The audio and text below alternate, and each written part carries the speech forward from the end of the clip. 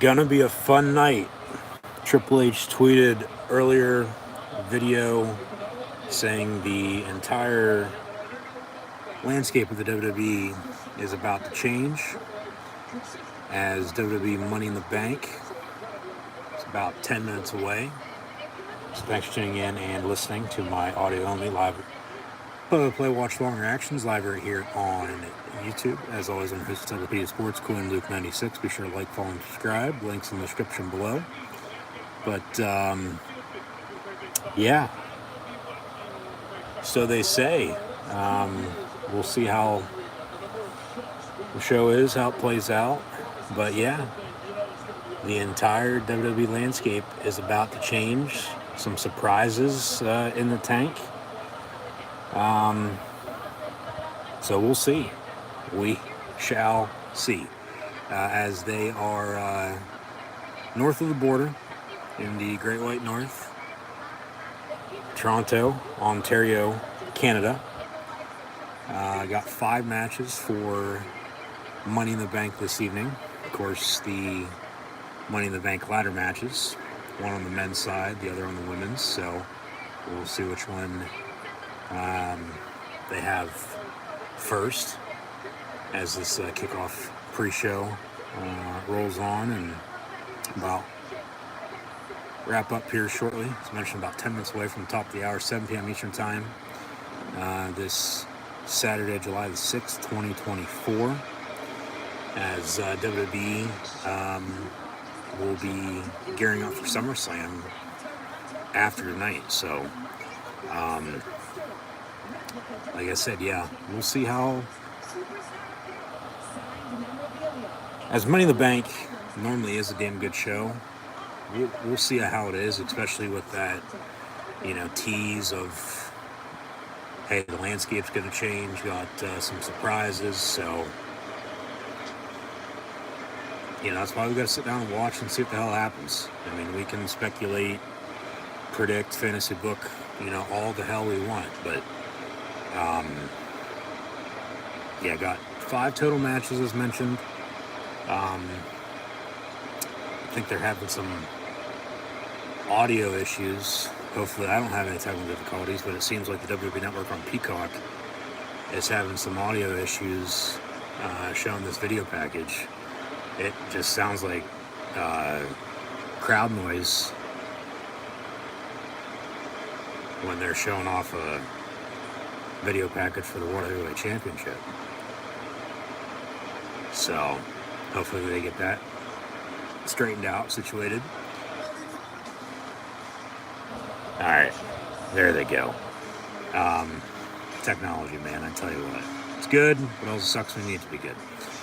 I'll digress. Anyways, but yeah, 5 total matches once again. 1 men's Money in the Bank ladder match. 1 women's Money in the Bank ladder match. Of course, let me know in the comments below who you have winning those respective matches. As Money in the Bank, no doubt about it, is one of the funnest, not necessarily shows, but just matches of the year. It was a match that turned into its own specific show. It sort of, in my eyes, sets the course for the next calendar year, because if you win Money in the Bank, you have one full year, 365, maybe 366, depending on if it's leap year, to cash in anytime, anywhere for a World Heavyweight Championship. Money in the Bank sort of like the Royal Rumble. You win the Royal Rumble, okay, you're going to get a main event match at WrestleMania. Money in the Bank, you win the briefcase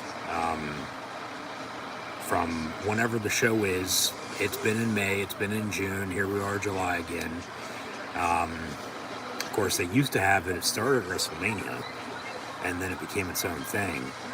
And so from whenever they have, you have 1 full year, of course, to cash in. And if you win, the success rate of becoming champion is extremely high. So careers very well could change once again this evening. So yeah, as always, thanks for tuning in and listening. I'm excited to see what happens. This is actually my first sit-down live watch-along in quite a while, because the past few, scheduling-wise on my end, just, as now they got the audio from the kickoff pre-show overlapping with the actual entrances for the announce team of Michael Cole and Corey Graves calling this thing tonight. So I don't know if they know this or not, but just all over the place past couple minutes. But and of course, watch the Royal Rumble, watch the Elimination Chamber. I've watched all the shows since, with attending WrestleMania this past April, WrestleMania 40, that is. They went extra large in Philly, so be sure to check out those videos. Be sure to subscribe if you haven't done so already. Notification bell next to it as well, set the date. But, from Backlash, King of the Ring, Clash of the Castle, with mid-afternoon start time because they were overseas, the time difference, just wasn't able to watch those live. Here we are now on a Saturday night, back to, our originally scheduled program, 8 o'clock for a start time. Next couple hours, we'll see what happens. No SummerSlam live stream, just like WrestleMania and SummerSlam from last year, because, of course, both those shows will be at SummerSlam again this year, so be sure to keep an eye out for videos of that. And then the fall schedule, they'll have the Bash, they'll have Bad Blood, they'll have Crown Jewel and Survivor Series, Saturday pay-per-views, start times, of course, still to be determined. We might watch them live, we might not. I'll still watch them and stream them, within a couple days or a week or so, afterwards anyways, like I've, done for the past few, but that's the plan as of now. Of course, we'll see, but just be sure to subscribe. Easiest way to stay up to date is, in fact, on social media. So, yeah, thanks for tuning in and listening. These are my WWE Money in the Bank live play, watch along reactions live right here on YouTube, as always. I'm here since Encyclopedia Sports, Coin Luke 96. Be sure to like, follow, and subscribe. It's Facebook, Twitter, Instagram. Hit the red subscribe button, notification bell next to it as well to stay up to date. Thumbs up button if you're excited for WWE Money in the Bank, or as some are calling it, Manya, Manyeet, moolah, dough, cash. I mean, as Trish Stratus is making her way to the ring, she's hosting the event this evening, as mentioned, they're in Toronto, her hometown. So we'll see how much of a factor she plays into things, if any at all. She just might be hosting, but normally, you host, you're gonna get involved one way or another, or change something. So she's on the mic, she'll say what she's gonna say. Actually, she doesn't know what to say, so we'll see what she says. But no, thumbs up button is mentioned if you're excited for WWE Money in the Bank. Share. It'll be hashtag WWE, hashtag WWE MITB for WWE Money in the Bank, of course. Hashtag MITB as well for Money in the Bank. And then hashtag Money in the Bank when you share on social media. So all she says is basically welcome to Money in the Bank. And I'll say the same for this live stream. So thanks for tuning in once more. Chat questions and comments, super chat, super sticker, super like, super thanks. Always great appreciated as well. Be sure to check out Rogue Energy, HopeKThrifts, and Dead and Hungry, along with the other Poshmark link in the description below as well. Samantha Irvin is going to sing the national anthem, and then the crowd will sing "O Canada." So I'll shut up, and of course, God bless the USA, as America celebrated its 248th birthday today on the 4th of July.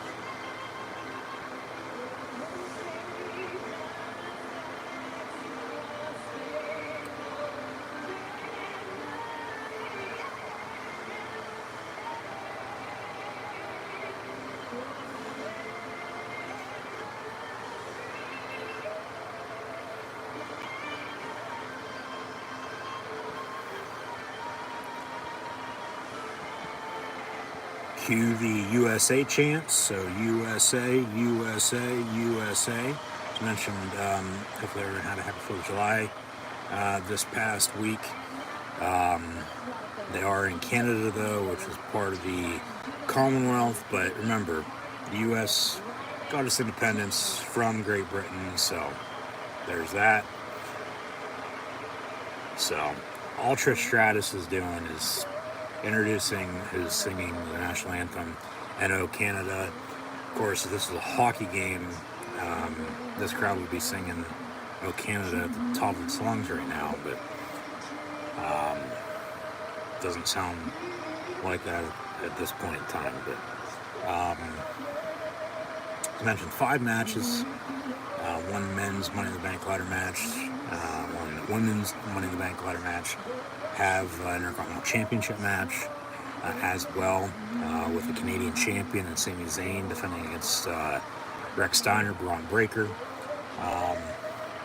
And then the World Heavyweight Championship story that goes back to WrestleMania with Seth Rollins and Damian Priest, as Rollins lost to McIntyre, but McIntyre got cashed in on by Priest. Priest's been champ ever since. Rollins just returned.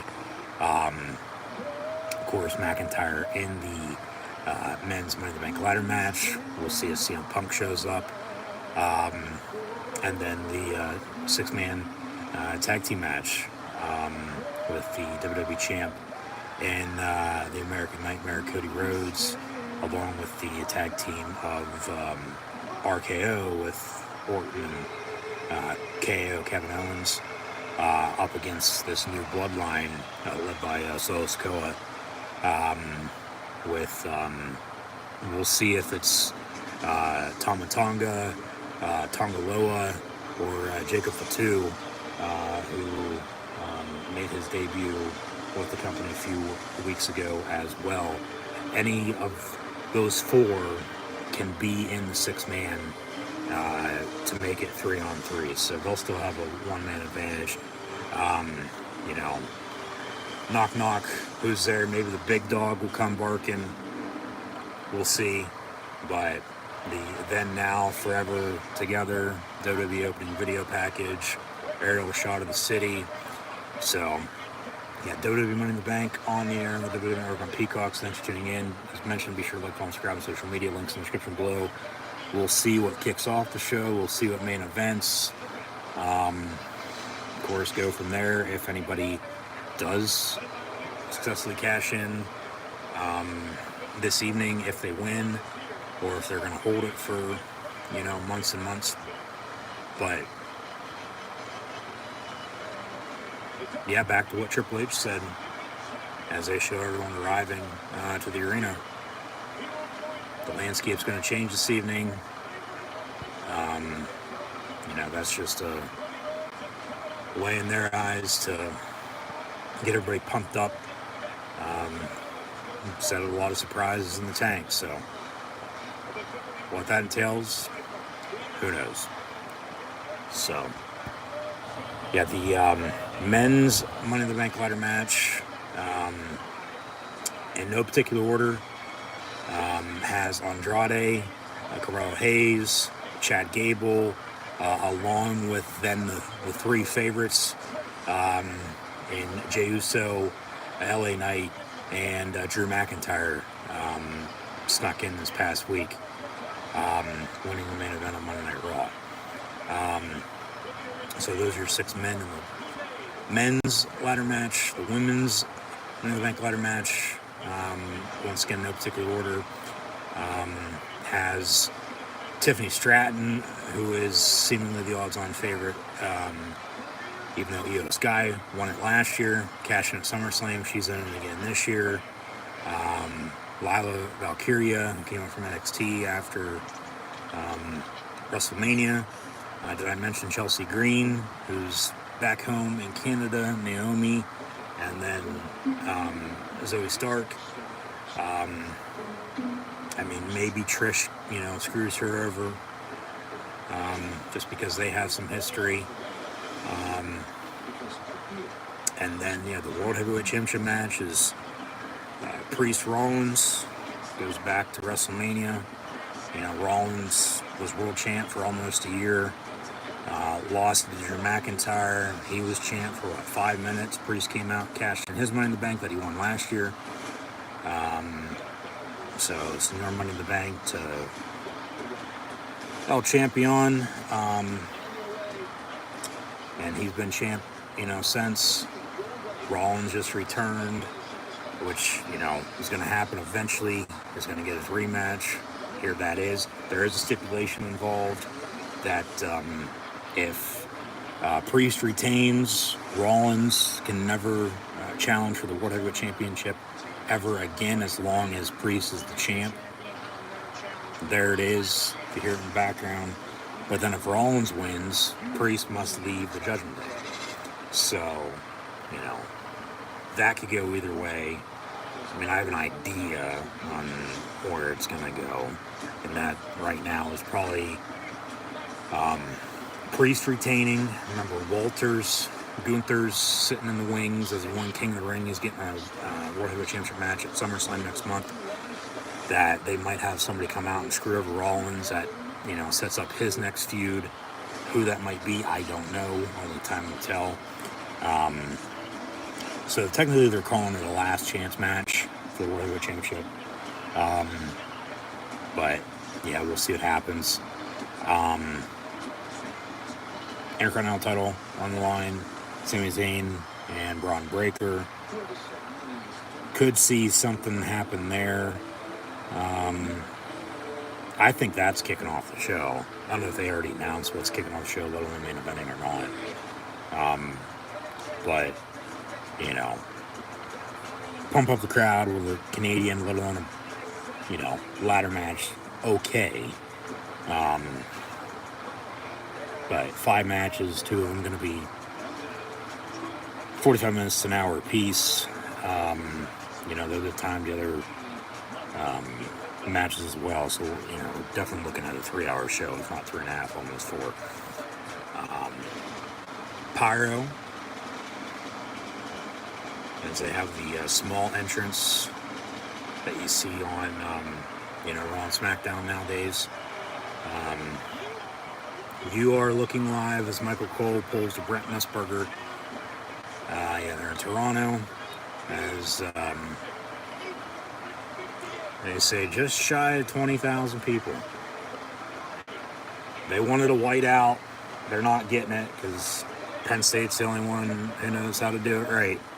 But yeah, 6-man tag as well with Cody Rhodes, Kevin Owens, and Randy Orton taking on the Bloodline. So I'll shut the hell up. They go commentary. Michael Cole, Corey Graves on the call for Money in the Bank. So they changed up the color scheme a little bit this year for the show. It's normally, green and black. They've gone with you know, the green still because of money, but they've added a lot of yellow. They've added a lot of just colors that aren't so dark, and they, just flow and blend together. Okay, shit, the men's Money in the Bank ladder match is kicking off the show, so maybe whoever wins does try to cash in this evening. Watch Drew fucking win, and then when he cashes in, Punk fucks him over. And then whoever's, world champ at that point stays world champ, then that sets up their SummerSlam match. That just adds more fuel to the fire. We know, sort of, for the most part, what matches we're getting at SummerSlam. But Yeet, Jey Uso, gonna come through the crowd. Everybody yeeting themselves. And he's been down since, well, day one-ish, so. He's the favorite, as is LA Knight, but remember, LA Knight was last year as well, didn't win. I'd be picking LA Knight if it wasn't for him and Logan Paul, because he's probably going to win the U.S. title off of him next month, so, there's that for you. Drew's an option, but then you have the Punk situation, as I said. Punk's going to screw him over one way or another. If it's now, with not even winning the briefcase, but if he does win the briefcase, screws him over when he tries to cash in, and then cost him a, title reign after winning at Mania, because he got cashed in on, and then say, does win, cashes in, but then after he already cashed in, match is underway, that's when Punk comes out, screws him over, and then whoever the world champ is stays world champ at that point in time. I can see something like that happening. Like I said, just adds more fuel to fire. We're getting a match with Punk and McIntyre. It's just a matter of when. Hoping for SummerSlam, of course. I mean, I don't know how much longer they can drag this out for. I get Punk's been injured, but he should be, back sometime soon. But Jay was the first one to declare he's going to be in the Money in the Bank ladder match, so he, won the qualifiers. The Yeet is over like Rover, and, he has a year to cash in, So, just muse. And then if, say, Jey Uso does win,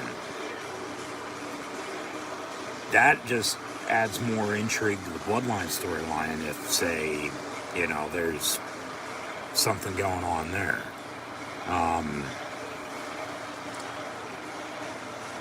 Which damn well there will be. It's just a matter of, what.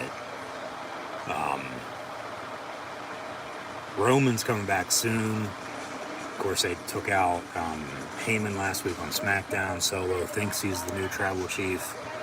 But he's got the right-hand man that Jay used to be for Roman. That's Tama Tonga. Got Tonga Loa, and then Jacob Fatu has finally arrived in the WWE as well.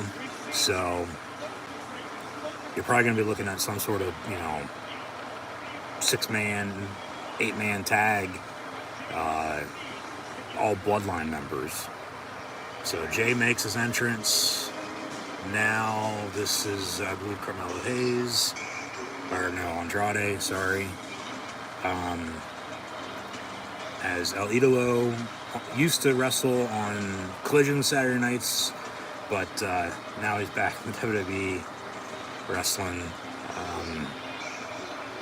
as he's the Speed Champion, I do believe, which is the show they have on Twitter, or X now as they call it.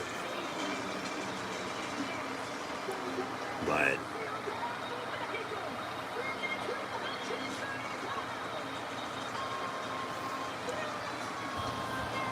I can't see him winning it. No way. No way.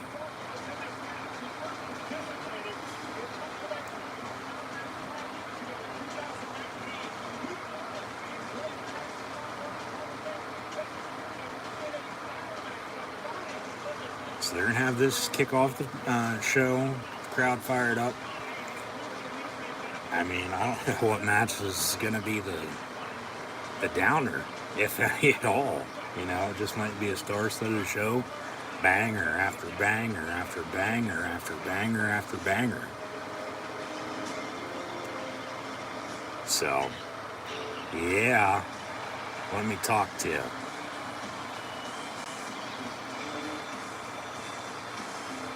Not from Los Angeles, California, but from Hagerstown, Maryland.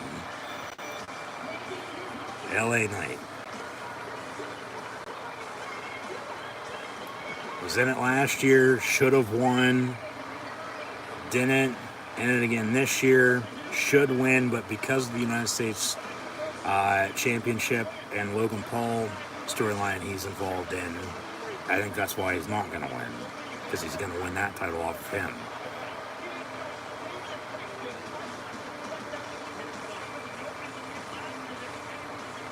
But, you know, we'll see. Prime logo, by the way, back in the middle of the ring, as it is for all the pay-per-views now. That started at WrestleMania. So,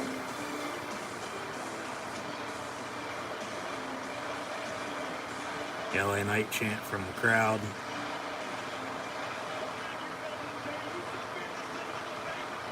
You're going to be hearing a lot of yeah and a lot of yeet.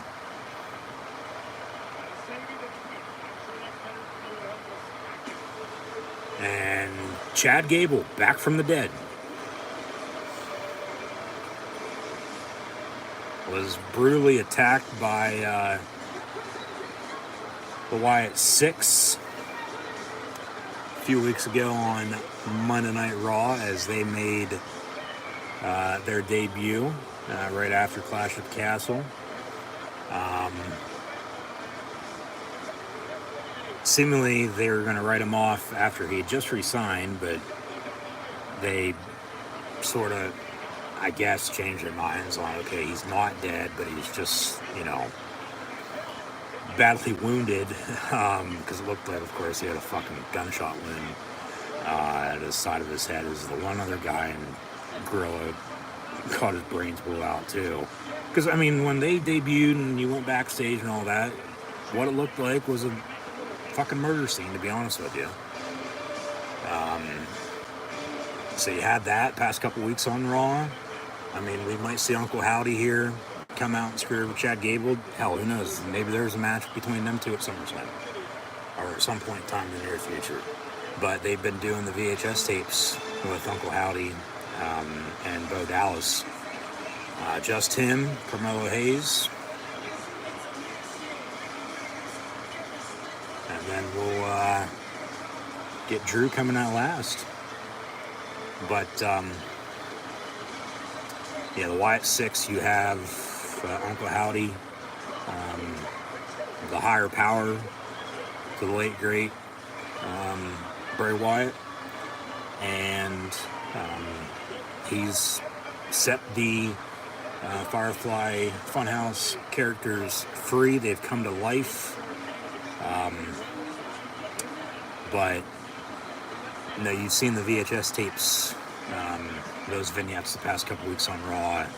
They've been sitting down, having some therapy sessions, if you will. Bo Dallas has with his alter ego. So,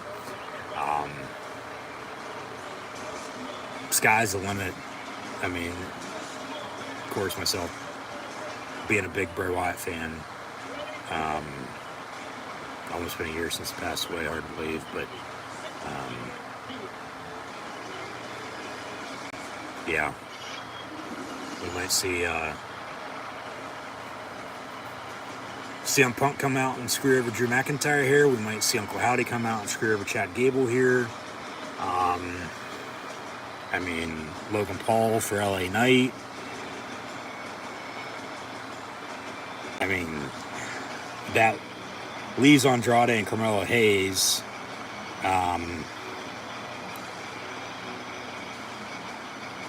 I just don't see them winning. I mean, somebody might get screwed over, but they still might find a way to win. Again, I didn't mention Jey Uso, but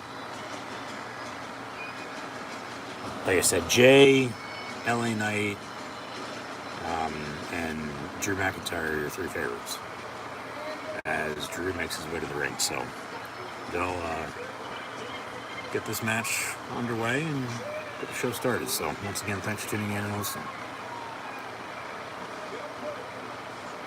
Show starts at 7. Have an opening video package with the U.S. and Canadian national anthems, and then almost 20 minutes of entrances before this match officially begins. So we'll probably go to 8 o'clock with this match. So that gives the women, half hour, 40 minutes as well. You want to time it out.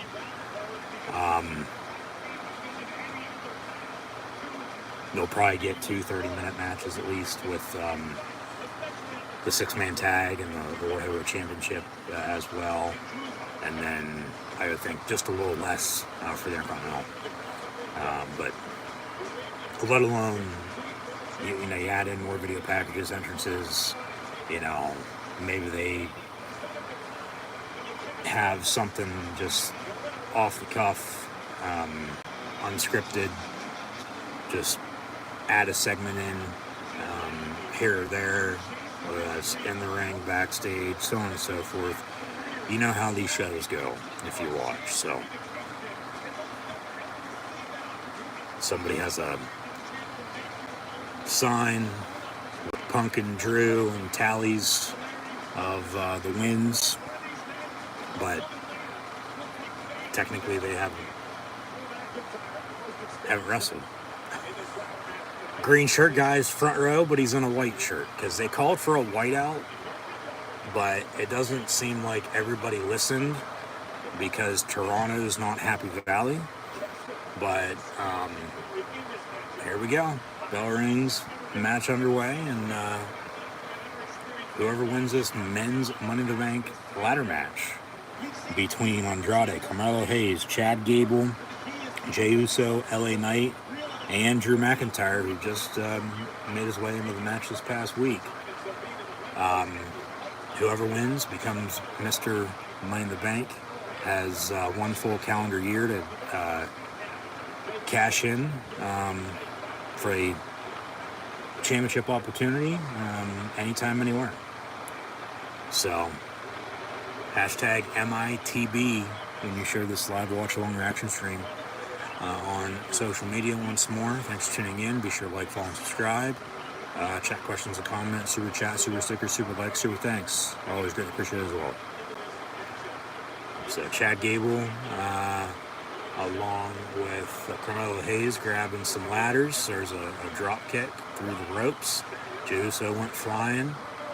So we'll see a lot of spots, I would have to think, here, as McIntyre drives Andrade into the barricade. CM Punk chant towards Drew. And now yeet, yeah, both go down because Drew takes him out the ladder. Drew's just hitting everybody now with the ladder. And now he's going to set it up. But that ladder doesn't seem tall enough. But Drew is also, 6'5". Get the top of the ladder. You can reach another couple feet and grab the briefcase. So Chad Gable, though, not so much on this ladder. He's going to need a taller ladder. He's going to need the one set up at the end of the ramp.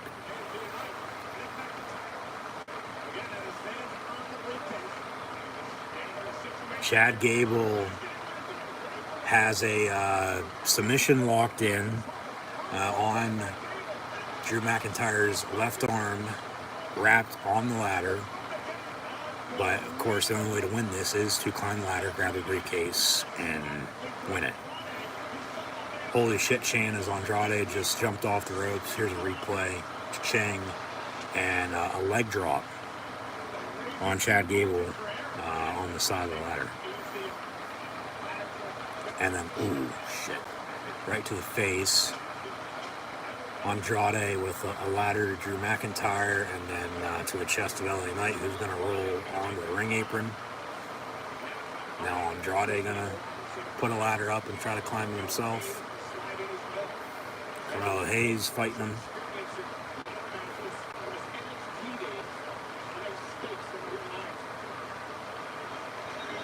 Mello don't miss. Well,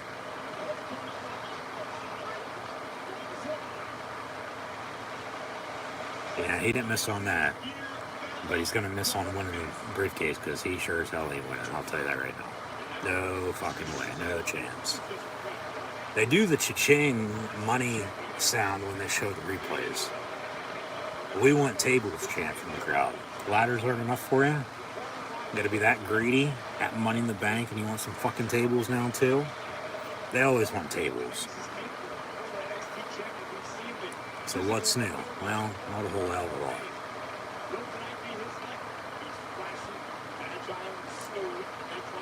Andrade from behind. Oh shit. God damn. Good God. Onto the ladder. Yeah. That. With another holy shit chant. That had to hurt. Good God. Yep. Now, Drew back up to his feet, as is Jey Uso in a strong yeet chant.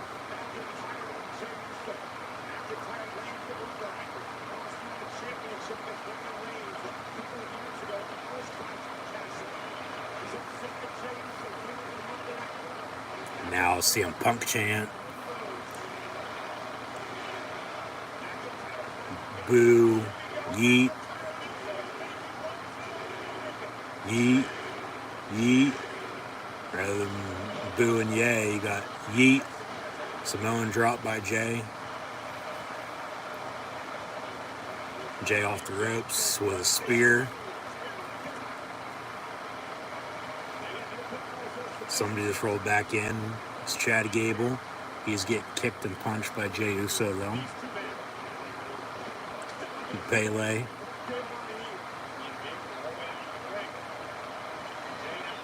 And now Jay gonna grab the ladder and put it up. Actually, he's gonna prop it up on the bottom turnbuckle. And he's gonna Samoan drop Chad Gable onto it, it looks like. No, Chad Gable gonna get out of it and suplex Jey Uso. The other way though, so not on the ladder, but in the middle of the ring.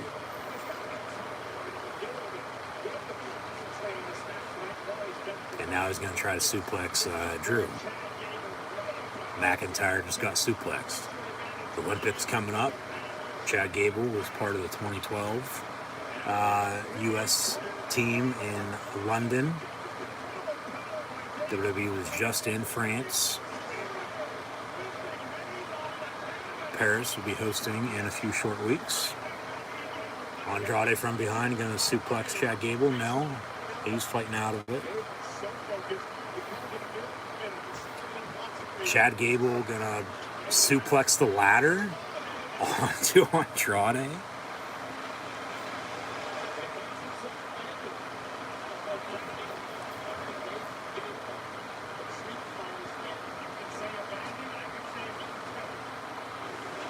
You still suck, chant.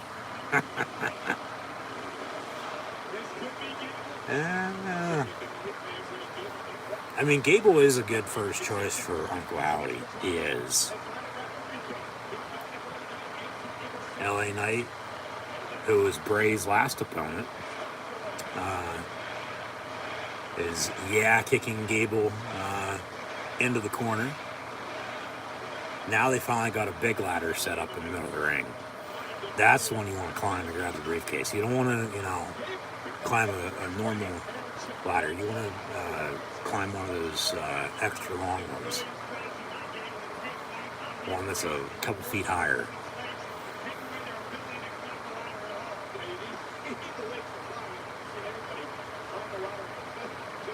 Now Chad Gable going to set up another ladder, it looks like.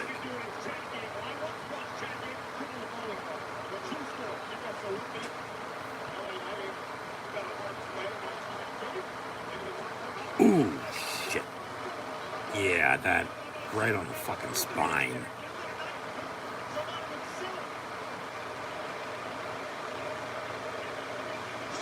See another replay of that. Chad Gable with the ladder, slid it into the corner on its side, and then LA Knight with a backbreaker to him.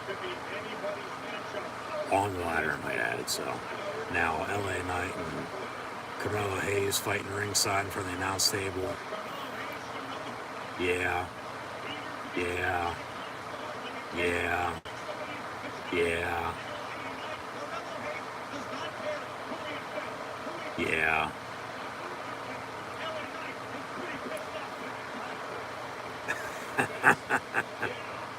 Yeah. Cole's bitching he just got hit with the top of the table. And now they just propped up a ladder straight across, as they've done in years past, from the announce table to the ring. So somebody is going to jump off of something with somebody laying on that, and they're going through it. It's just a matter of who and a matter of when. Like Carmelo Hayes, Andrade, maybe Jey Uso's the one that's going to go flying off of the ladder or off the top rope through somebody who's laying on that ladder and it will snap into. We'll see. But they set that up. I mean, normally you set shit up, you're the one going through it. Not all the time, but most of the time. They want some tables. Well, they're getting ladders for what it's worth. It is a ladder match, not a table match, I might add. Carmelo Hayes climbing the ladder. Chad Gable from behind. And now ankle lock midair as Chad Gable standing on both ladders at once. Carmelo Hayes trying to climb the ladder, but you know, he's being submitted, but pinfall submission, you know, count out, DQ, none of that fucking matters. It's a ladder match. The way to win is to climb the ladder and grab the briefcase. So now Andrade and Chad Gable on each side of the ladder. Drew pulls Gable down, slams him into a ladder. Drew closing the ladder. We're going to prop it up. Second turnbuckle. CM Punk chant once again. And a power bomb coming. Yep. Chad Gable getting beat up here. This is probably nothing for him compared to what happened with the Wyatts. Andrade just flipped over the top rope. Drew now gonna potentially climb this ladder. But LA Knight seemingly, along with Jey Uso from behind, the three favorites to win.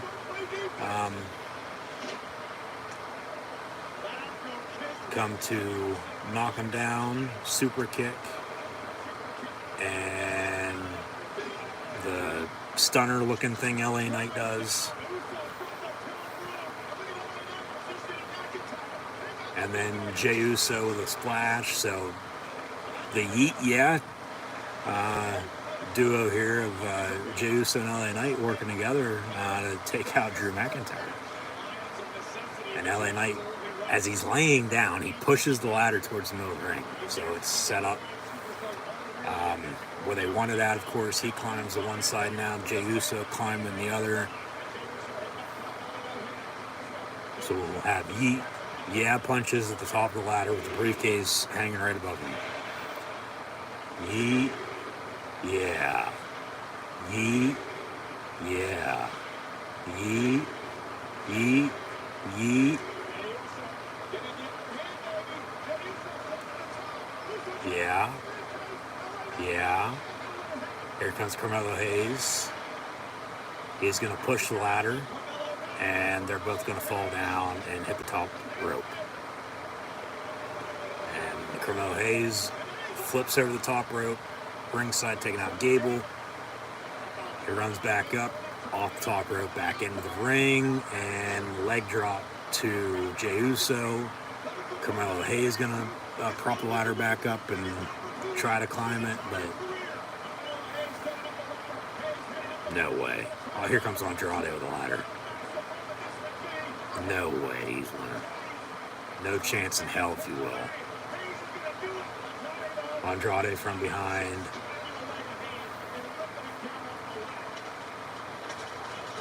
Yeah, pulls him down, throws a ladder on top of him. Now they're going to prop a ladder up. Oh, shit, they got a big spot coming here. Remember, they still have that ladder set up in between the announce table and the ring. They now have a ladder set up between the middle rope and like the third rung, it looks like, on the same side, like towards the announce table. And so now Andrade and Carmelo Hayes with LA Knight from behind. Somebody's going for a little ride here.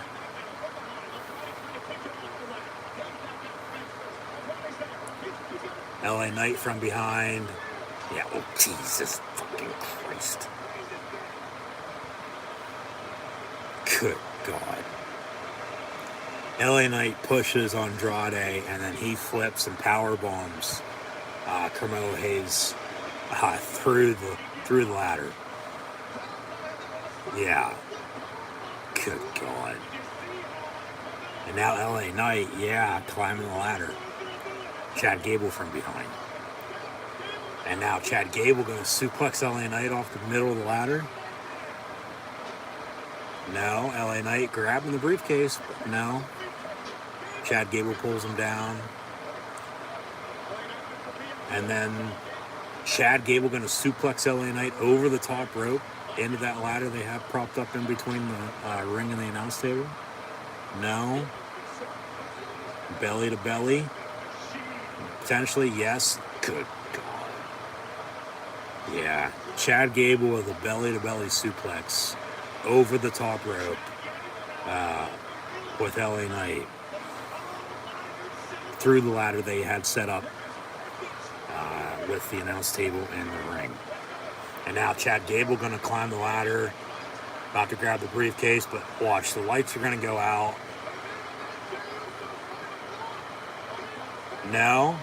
Oh shit. Chad Gable's hanging from the briefcase as Jey Uso was going to push the ladder down, but Chad Gable, good God, almost broke his neck. Spear off the ropes, Jey Uso. So Chad Gable just fell from the rafters. Yeet chant now. Here's Jey Uso propping the ladder up. I was going to say the lights were about to go out, maybe, and Wyatt's come out and screw over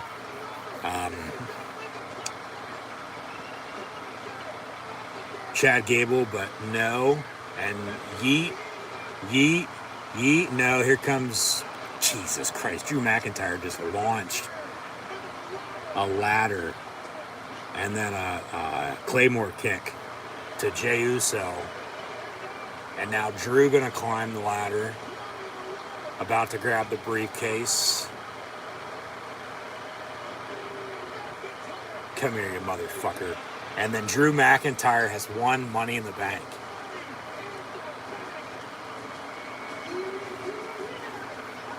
And Drew's saying, I told you. I told you so. That was a fucking 20-minute match, if that. It's pretty quick.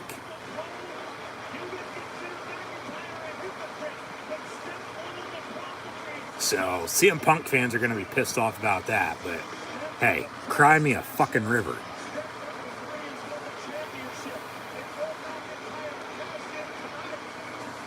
It's just going to add more fuel to the fire with Drew and Punk. Because Punk, watch, Punk will come out and screw him over whenever he's cashing in. Whether that's later tonight, whether that's sometime from now until SummerSlam, maybe they have CM Punk, Drew McIntyre for the Money in the Bank briefcase. You know, and then they put the briefcase on Punk, and then he could cash in that way, you know. showing a lot of replays. Yeah, it looked like Chad Gable was going to win. I thought the lights were going to go out. Wyatt's come out. No. Jey Uso was about ready to push the ladder. Chad Gable hangs on to the briefcase. He has to fall. And then Jey spears him. Jey climbs the ladder. Drew throws the ladder at him. He gets knocked down. And then Drew climbs the ladder, grabs the briefcase, and wins. And then, so yeah, this goes back to WrestleMania, potentially here with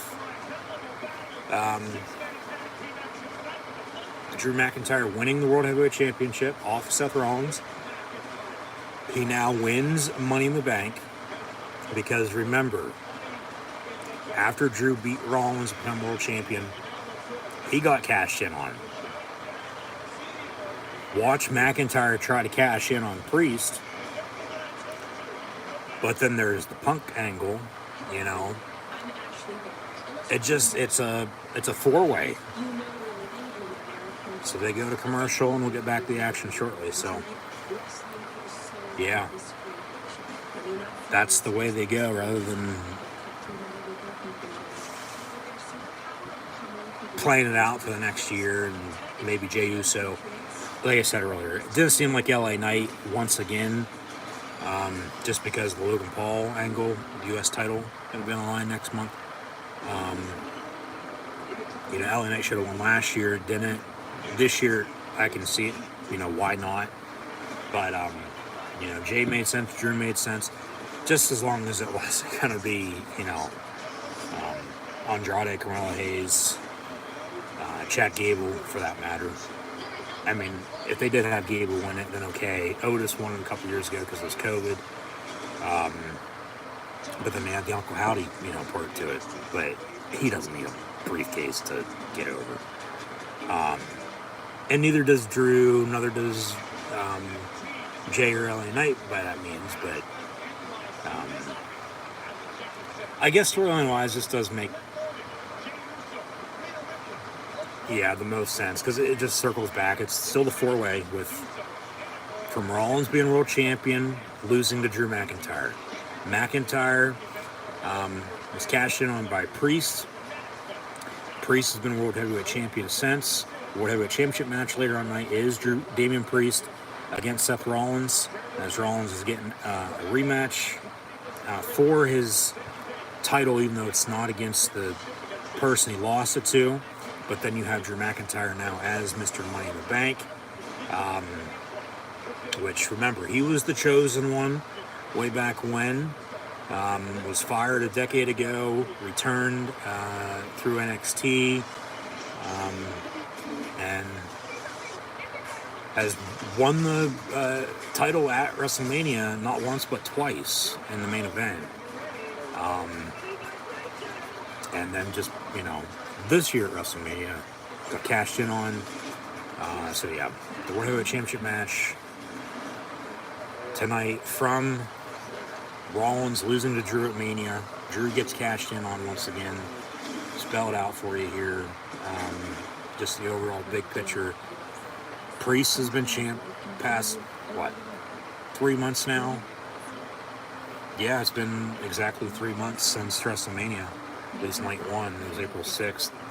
April 7th was night 2, which that would be tomorrow when that actually occurred, kicking off the show. But remember, Punk was on commentary. CM Punk made his return to the company last fall at Survivor Series.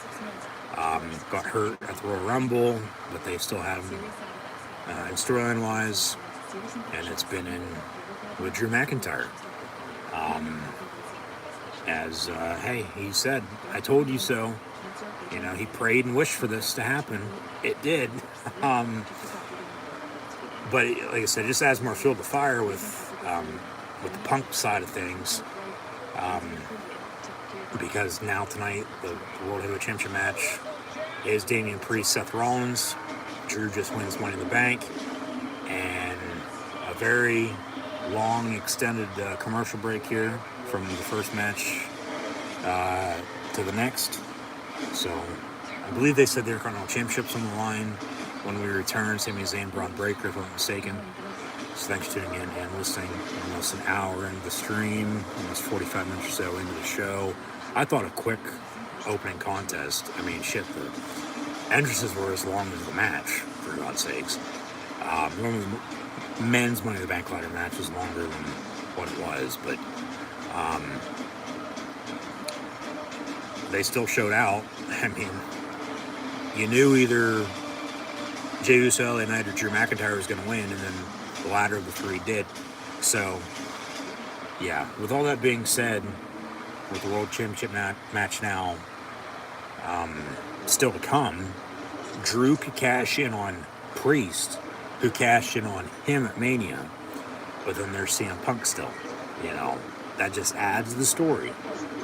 It's another layer to it. Another chapter, if you will, going back to Cody Rhodes' story, and then the WrestleMania documentary that they released this past week. What the hell? You froze in the WWE Network on Peacock. I'll exit and get back into it. Actually did that on the kickoff pre-show for myself as well. Alright. Here we go with the video package.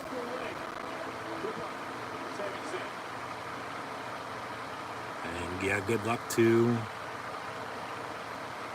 Sami Zayn, but good luck to Braun Breaker walking into Sami's backyard. So now everybody's going to be barking. I guess Toronto's the dog pound this evening. Cleveland hosting SummerSlam next month. I'll be there. Keep an eye out for videos. Be sure to check out videos from last year at SummerSlam and WrestleMania a few months back, as well as months already, along with all their content on the channel. Be sure to subscribe to them if that's already. Yeah, so next is the Intercontinental Championship matchup with Sami Zayn and Braun Breaker. Could see a new champion, we'll see. As Sami has been champ since WrestleMania, I might add. Defeating Gunther. Gunther won King of the Ring. He's going to face whoever the World Heavyweight Champion is at SummerSlam next month. They've already announced that, so it just depends on what happens here this evening. But yeah, Drew now, Mr. Money in the Bank, he could potentially cash in on who he already beat at Mania for the World Heavyweight Championship if Rollins does win the title back tonight, or he could cash in on Priest, who cashed in on him, and then there's CM Punk once more. You know, CM Punk screwed him over. Drew might get the last laugh here, but CM Punk might screw him over again, to be honest with you. Which is, you know, probably a good possibility of that happening. Because, once again, it just adds more fuel to the fire, adds more to the story, sets up their match. You know, it'll be a quick Money in the Bank reign for Drew, if so. You know, as mentioned earlier, like I could see that happening. Like, Drew wins. He did then. And then, yeah, let's go here. They'll go to 8 o'clock probably. 15-minute match or so. I mean, if this match goes longer than the fucking ladder match, I mean, there's something wrong. No offense to either of them, but it seems like they're going to give the most time to the World Heavyweight Championship match and the 6-man tag. But, because, I mean, shit, men's Money in the Bank ladder match, entrance for 20 minutes, match is about that, I'd say. So the women's is probably going to be about the same, I think, too, but no, Drew, say he cashes in, Punk screws him over. That's just Punk screwing him over again. Screwed him out of a world title reign, screwed him out of winning the world title after cashing in his Money in the Bank, if that happens that way. And then boom, boom, boom, boom, boom, there you go. That's how they get to the match. Even though you knew it was going to be happening anyway, but just so it adds more fuel to the fire. Makes it better. I mean, it is one of the better things they got going storyline-wise. I mean, the Bloodline stuff is still at the top. And Roman hasn't been around in 3 fucking months. You know, so credit Paul Heyman. But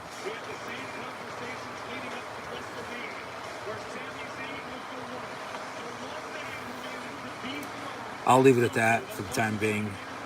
Just, thoughts.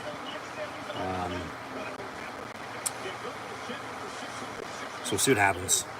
Yeah, we'll see what happens.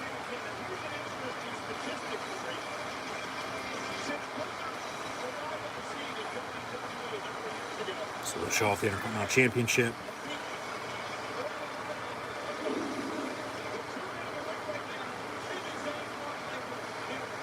Being displayed as Sami Zayn will defend against Braun Breaker.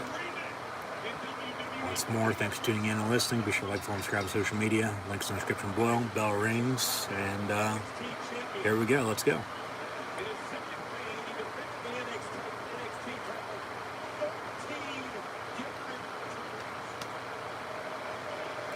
Hashtag MITB once more when you share on social media. They say it's the #1 trend here in the good old US of A, even though they're in Canada for the show.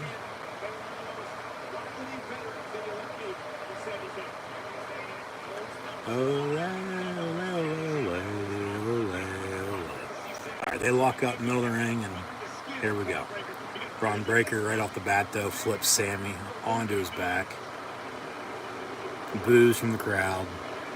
We're not in Montreal like we were for Elimination Chamber a year and a half ago. Sami walking in, challenging the tribal chief as the owner is, but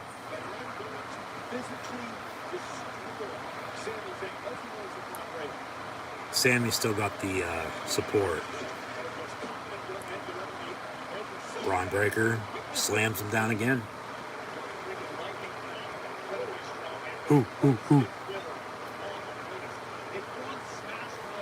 But seriously, I'll go back to what I've always said about Braun Breaker. What kind of fucking name is Braun Breaker? Seriously.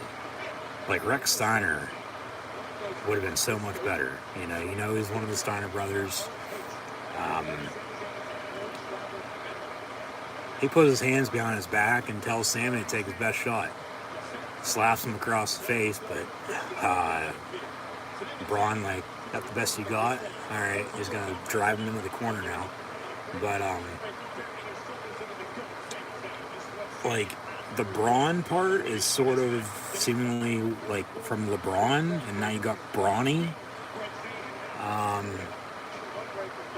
and Breaker with 2 Ks. Like, and he wears a basic wrestling singlet, as did the Steiner brothers as a tag team. But like, his character right now, starting with his name, like, could just be so much better. But he's young. They could, move on, from this eventually. So we'll just call him Brawny.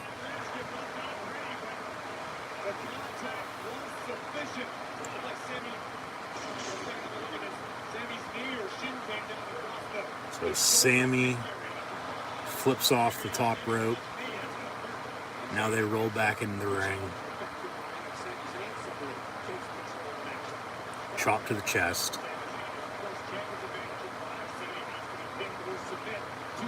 Uppercut.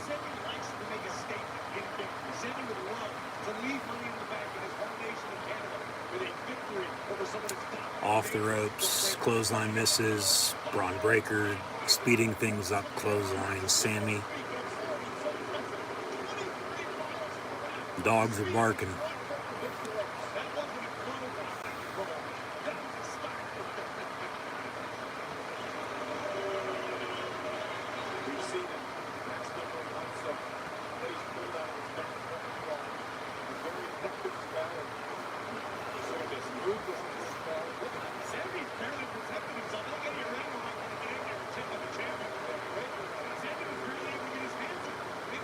Sami stumbles and falls down. Brawny flips him on a belly-to-belly suplex.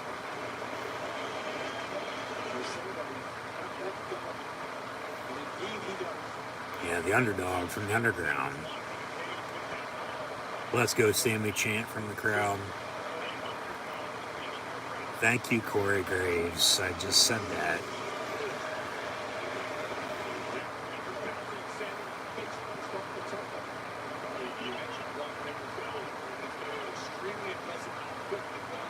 Braun off the ropes, knee into the corner, and the camera right dead on with the spot.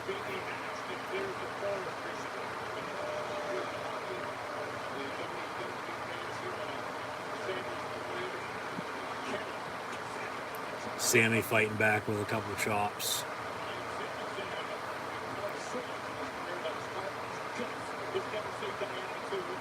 I'm not saying Braun can't wrestle. You know, he has the, family history. But it's just that it's more so the name than the look. Braun Breaker doing some push-ups.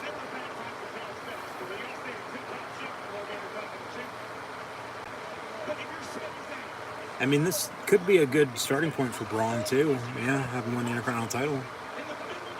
A lot of damn good wrestlers have won this title in the past.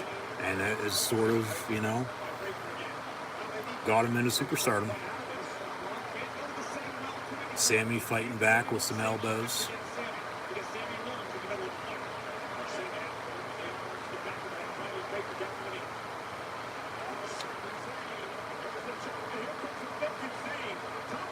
Sammy with a DDT. Cover.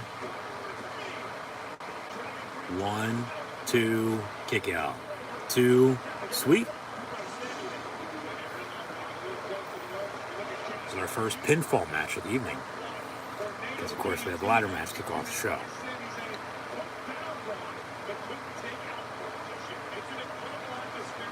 So they zoom out, aerial shot, coming up here on 8 o'clock. Michael Cole doing a spiel on commentary, promoting the show. So thanks for tuning in and listening.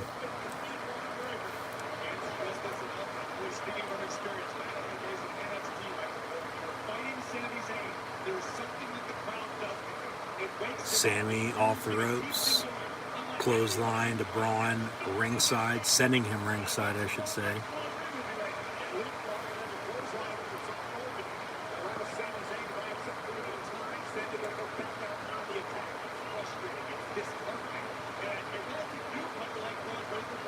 Chop to the chest. 1 count from the ref to get him back in the ring. Reversal into the barricade. Sammy flips, does a moonsault, gets caught in midair, almost broke his fucking neck, and then drives Braun Breaker into the ring post. 5 count from the zebra.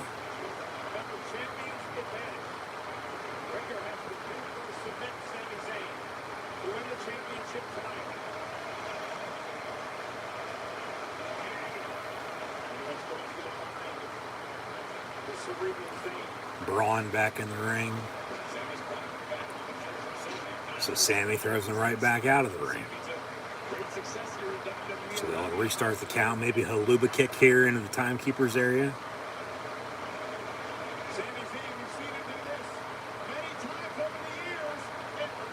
Braun out of nowhere clotheslines him ringside.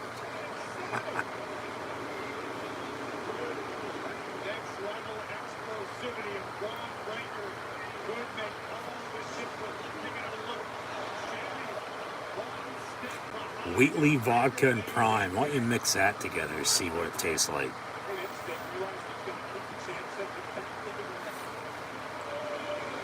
See how much energy you'll have.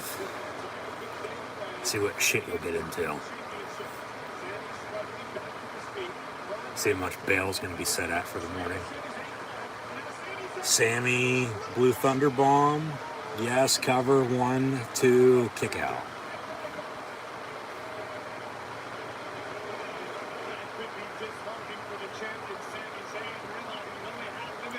There's the Intercontinental title, ringside. Propped up on a pedestal. It's like the main mid-card title. You know, it's right below the World Championship. Yeah. The Workers' Championship, if you will.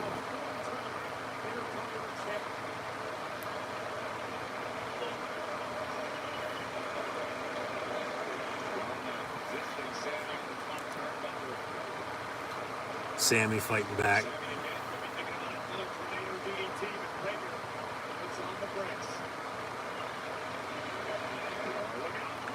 Braun, Jesus Christ. Flips him. Cover, 1, 2. Ooh, almost 3. Kick out.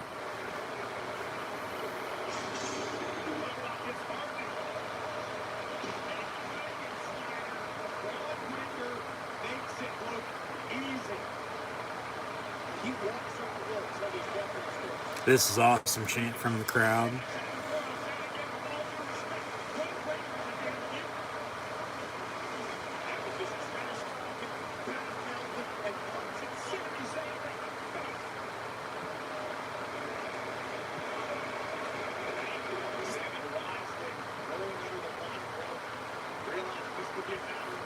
So Sammy rolls ringside, catches breath. Braun gonna roll out and start the run, and here comes a spear, but Sammy moves out of the way, almost goes into the steel steps, but stops himself, and now Braun gonna jump up on the... Jesus fucking Christ.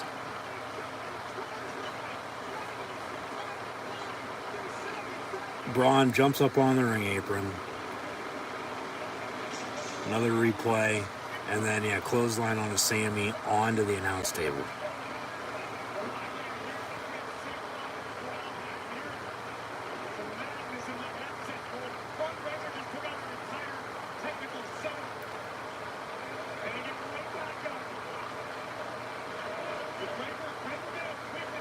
There's the Prime bottle set up.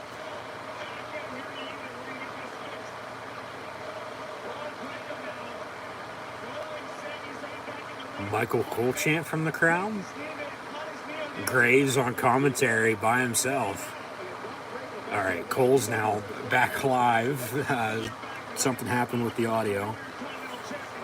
And now Braun back into the ring, gonna hoist Sammy up into the air. Sammy gonna flip him into the corner. Here comes a Luba kick.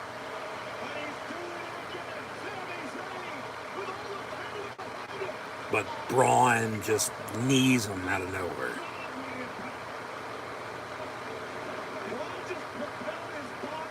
And now Braun gonna pick up Sammy, power slam him. Singlets coming off. Braun with a spear here. And a quick 1, 2, 3 for the win to become Intercontinental Champ. Sammy kicks him in reverse. Okay, now he's gonna try to Luba kick him again.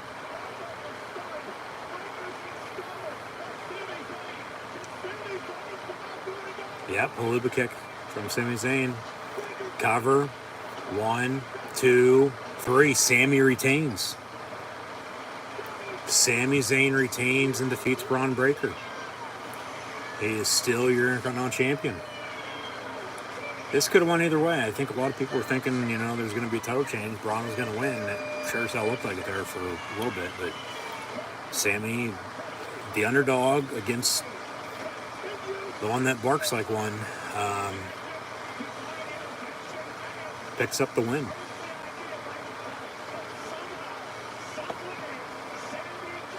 Yeah, exactly. Somehow, some way, Sammy retains.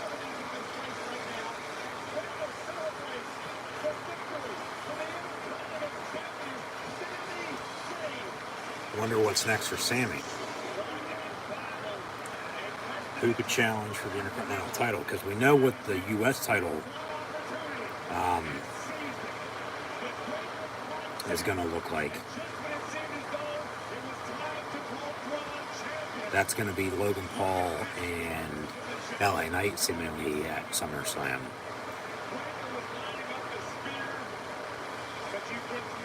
You could have Sami Zayn against another big son of a bitch and Braun Strowman, potentially. Just beat Braun Breaker. Won't be Chad Gable because he's tied up with the Wyatts.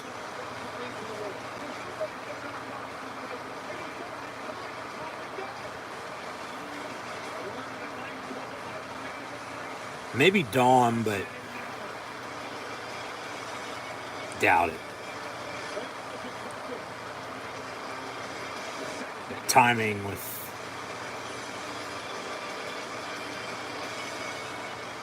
they fade to black, so we'll go to commercial break and get back to the action shortly. The Dom Liv story. Yeah, I don't see Dom going after the Intercontinental title just because of that.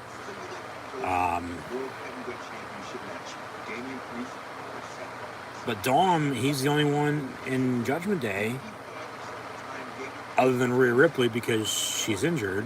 Remember, she was women's world champ. Got hurt, had to relinquish the title. Becky won it. Then Liv won it. And now you got the Liv angle with Dom and his mommy and Rhea Ripley coming back. So they'll have that for the women's world title on Raw. Liv and Rhea. But Priest is World Heavyweight Champion. Balor and JD McDonough and Jordan Devlin are tag team champs. They just had new tag team champs crowned on SmackDown last night, might add as well. Dragunov could be a possibility for Sammy.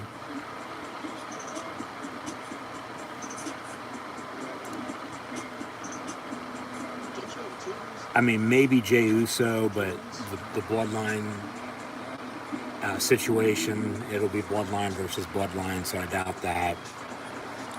Karrion Kross, they're high on. Maybe The Miz, just because him and R-Truth just lost the tag team titles to Judgment Day. So, of course, he has a long history with the IC title. I doubt it. B. Rollins, Sheamus potentially. They announced Bad Blood returning this fall. So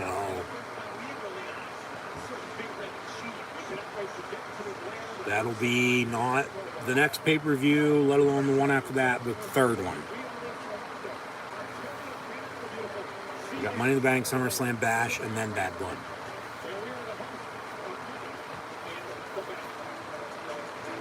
I think Dragunov makes the most sense for Sammy. I do.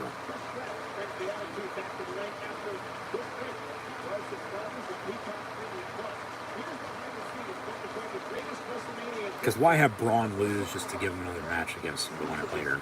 Doesn't make any sense. Like, have him win it now. So, more commercial breaks. Get back to the action shortly. Still got 3 more matches. We already witnessed the men's Money in the Bank ladder match, and now the Intercontinental title being defended. Still to come, the women's Money in the Bank ladder match, the 6-man tag with Rhodes and RKO, of Orton and Kevin Owens, and then the World Heavyweight Championship match. That will be interesting to see what happens there, just because of Drew McIntyre winning the Money in the Bank briefcase, kick off the show, and then the CM Punk angle to it too. So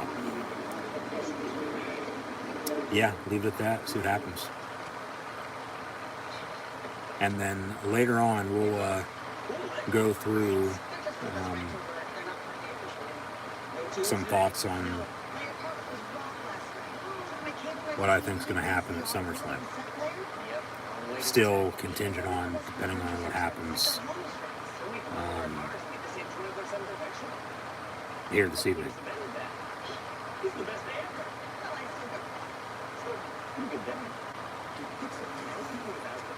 So yeah. Thanks for tuning in once more. Be sure to like, follow, and subscribe. It's Facebook, Twitter, Instagram. Red subscribe button, notification X as well. Live right here on YouTube. Stay up to date. Thumbs up button, share, chat questions and comments, super chat, super stickers, super likes, super thanks. Always greatly appreciated. Be sure to check out everything in the description below if you haven't done so already.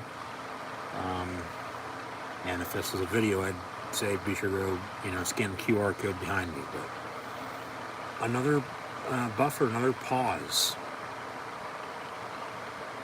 Freezing up on me, so I got to exit and get back into it.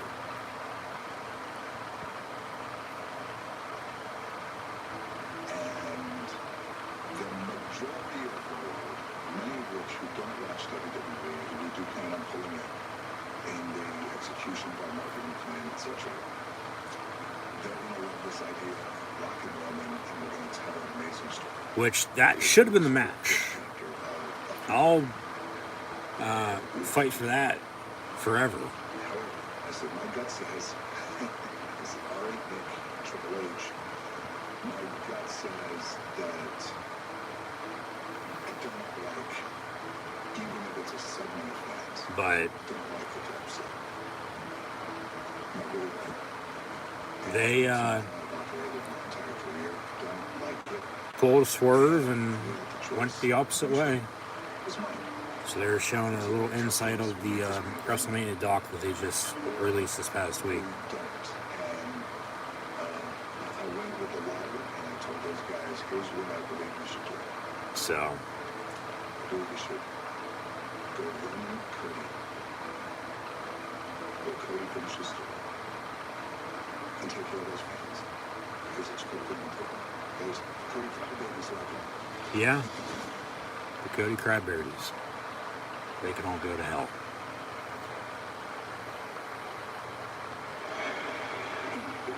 And now Trish Stratus once again. She's hosting. We had her earlier. She has returned.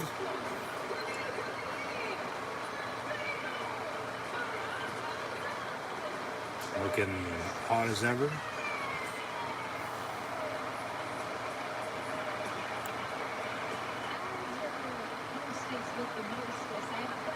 So now she's got a question.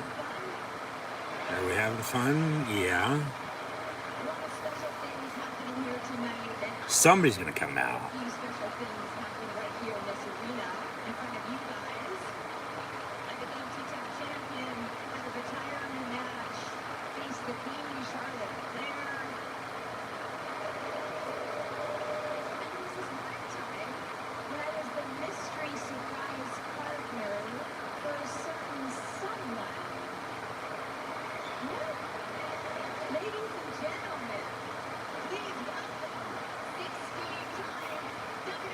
They got John Cena coming out at Money in the Bank for the second consecutive year. Where's he at? I can't see him. He must be meeting people at Walmart. I don't know. He's got a red, white, and blue attire.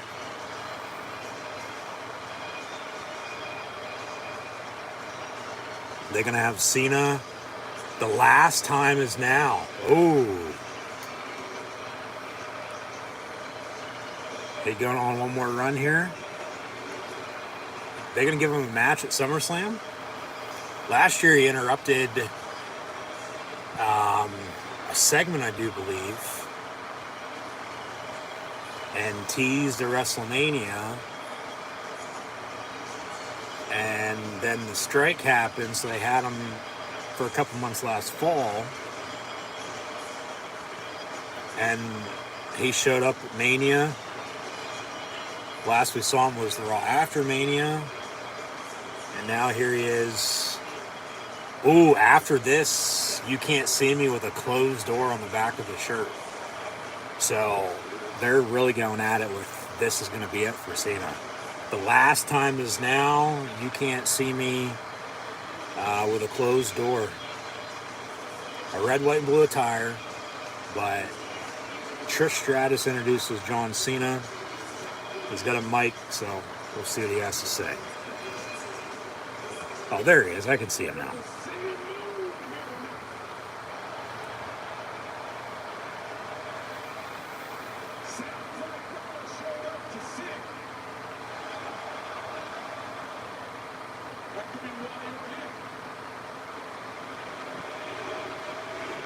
Cena chant from the crowd.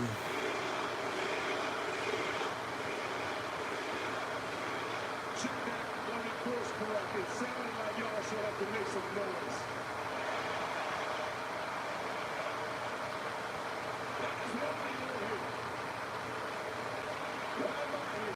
Yeah, why is Cena here?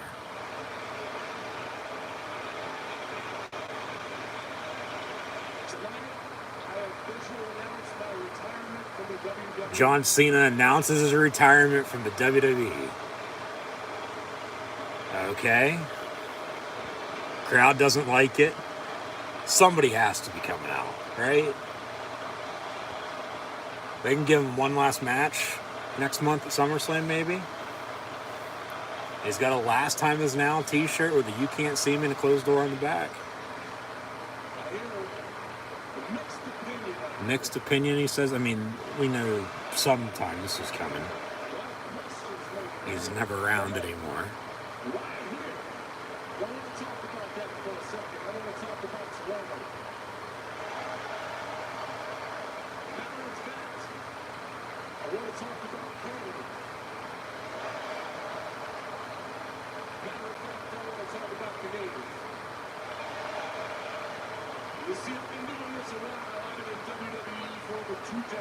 Yep.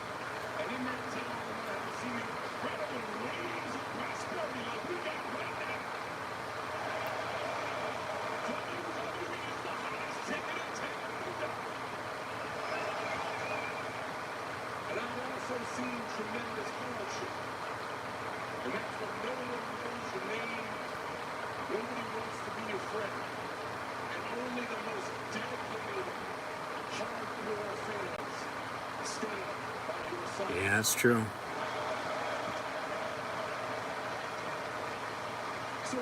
There's a 2025 year on the shirt, too, by the way. One of the most impressive things that I learned was whether the WWE is hot or cold. Hot or cold? Alright, he says the fans still show up.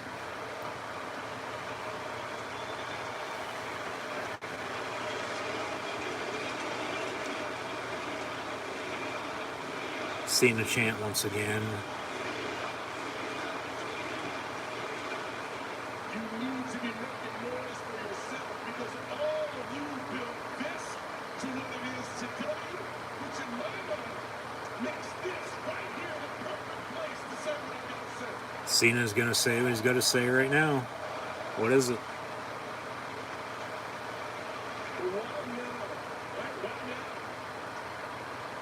It's a farewell tour.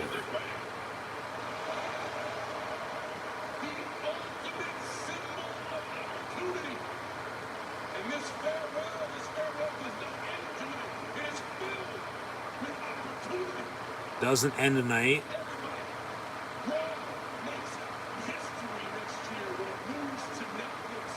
Raw's going to Netflix.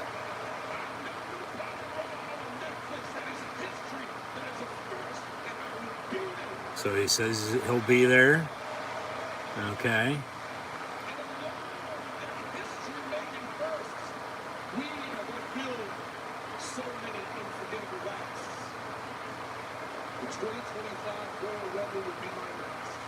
John Cena says the 2025 Royal Rumble will be his last. He says the 2025 Elimination Chamber will be his last. And WrestleMania 41 as well.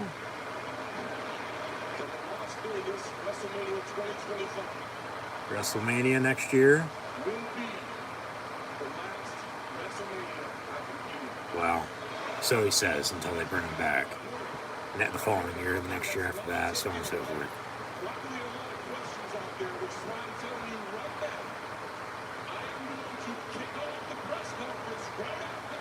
He's going to kick off the press conference after Money in the Bank. Any and all questions about his retirement.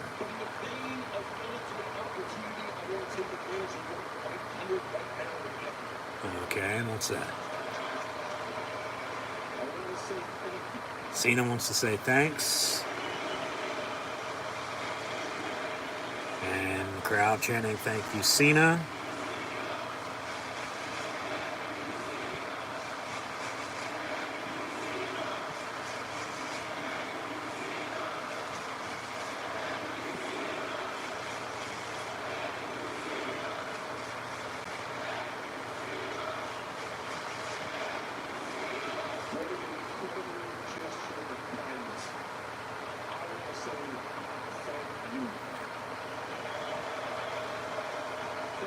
Cena says thank you once again. Play in the house that you built for so many years.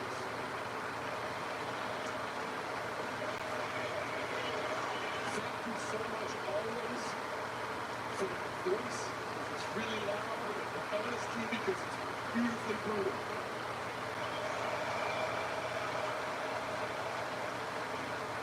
Most of all, thank you so much for allowing me to be here tonight, to let the whole world know that we are planning something unforgettable, which also involves me returning to Toronto to kick some ass. He's going to kick some ass, well, against who? If you are watching at home, you're already in the same loud here in Toronto,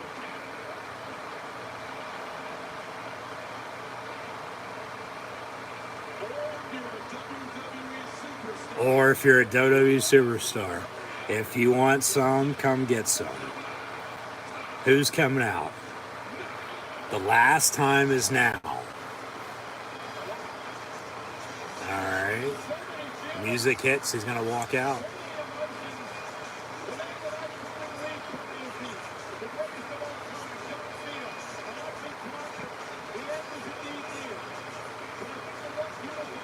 The last time is now. John Cena Farewell Tour 2025.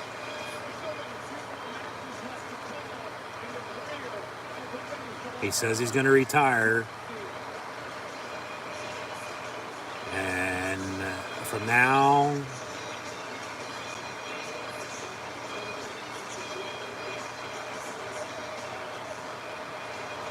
to the Royal Rumble, to Elimination Chamber, WrestleMania 41.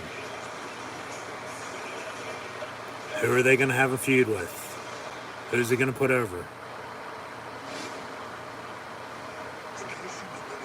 Yeah, and in case you've been living under a rock,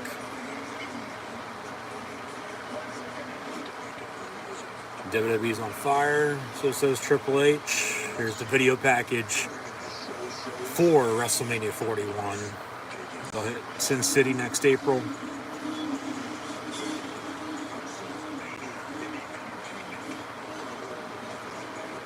Death Star, home of the Silver and Black Raiders.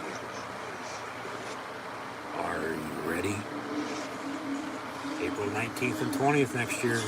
Let's get that QR code. So, still 3 more matches. Women's ladder match for the Money in the Bank briefcase. The 6-man tag with Rhodes and RKO against the Bloodline and the World Heavyweight Championship.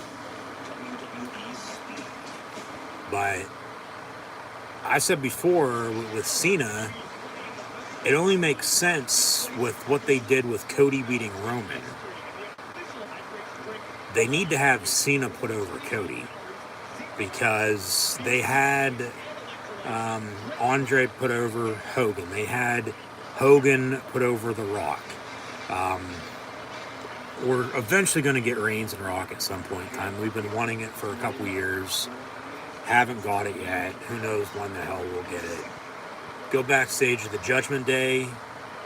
There's Dom playing PlayStation. Carlito has his apple. Where's Liv and her cherry pie?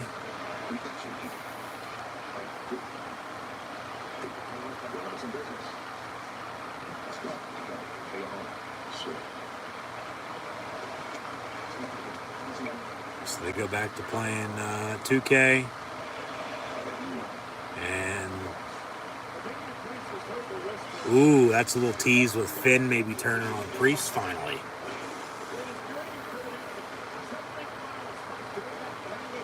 Yeah. Thought that around WrestleMania, or right after WrestleMania, I should say, after with what happened. You know, Priest would be or Balor would be an option for Priest. But they've kept the Judgment Day together. They've, you know, have everybody in gold, minus Rhea because she's hurt, and then Dawn. But then you have the Dawn Liv situation. And Rhea's going to come back. But no. If Cena's going on one last run here, like I said, he'd be smart to put Cody over if they think Cody's the guy, you know, because they had, as I mentioned, we'll get Rock Reigns at some point in time, and they did remember Cena Reigns after they got back out on the road after COVID, but you go from Andre to Hogan, you go from Hogan to The Rock, as you had Stone Cold, you know, with The Rock as well, but there really wasn't, I mean, there was, but there wasn't, with a passing the torch, if you will, because it was all just together, because it was all at the same time. But they, yeah, go Andre to Hogan, Hogan to The Rock, but yeah, at the same point in time, you had Austin Rock. So Rock's, you know, then the guy, and then they do, as Rock went to Hollywood, Batista went to Hollywood. You know, Cena's been there, but they do Rock Cena back-to-back Manias over a decade ago now. So then Cena to Reigns, you know, okay, I can see Reigns to Rhodes, but it's like Cena was the guy the past, you know, 20 years. Cena to Cody, if they think, you know, he's the guy, like that's that. Honestly, seriously, who could they have Cena feud with? That makes sense. If it ain't, say, Cody Rhodes.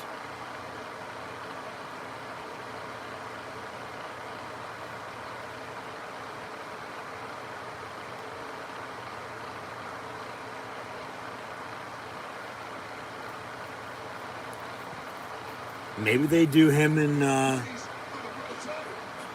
Uncle Howdy.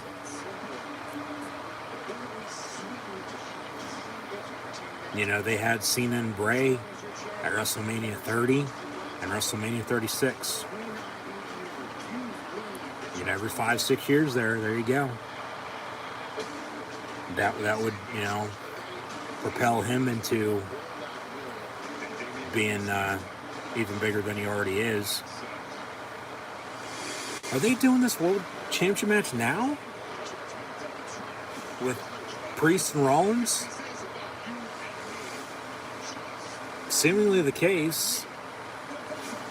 And then, okay, Drew is Mr. Money in the Bank. Does he come out and, you know, cash in as Priest did on him at Mania? After he beat Rollins, I might add. Rollins getting his rematch. Not against who beat him, but for the title. And then there's the CM Punk angle once again. Does Punk come out and screw over Drew? So then it looks like the women's Money in the Bank ladder match will co-main event, and then the 6-man tag will be the main event of the evening, which means maybe the big dog makes a surprise return at the end of the show. Screwing over Solo. Because I'm sure Paul Heyman's called Roman Reigns a couple times in the past week or so. Here comes Seth Rollins burning it down. Yeah, they're doing this World Heavyweight Championship match now, next. Rollins returned on the Raw after Clash of the Castle kicked off the show. Challenging for the world title here tonight, so we'll see if Drew comes out. We'll see if Punk comes out. Maybe there's nothing that happens there, like I said, too. Maybe they eventually have Drew McIntyre, CM Punk for the briefcase. And then they have Punk beat him for that, and then Punk's your Money in the Bank winner, basically. And then he can cash in anytime, anywhere. You know, people would, I think, be okay with that. Just because he, you know, has held the briefcase not once but twice before.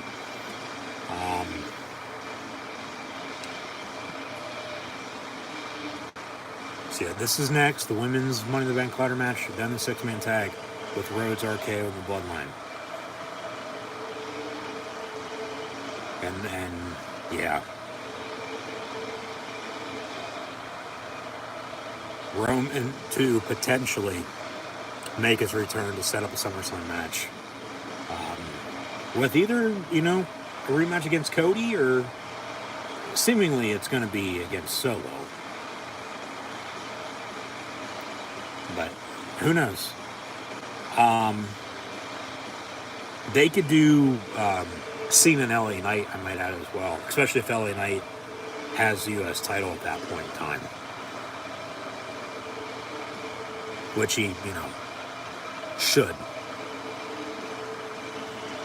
So I would think it's Cody Rhodes, LA Knight, Uncle Howdy, probably in that order for Cena to put over in his last run. Now we're all going to rise, stand up, and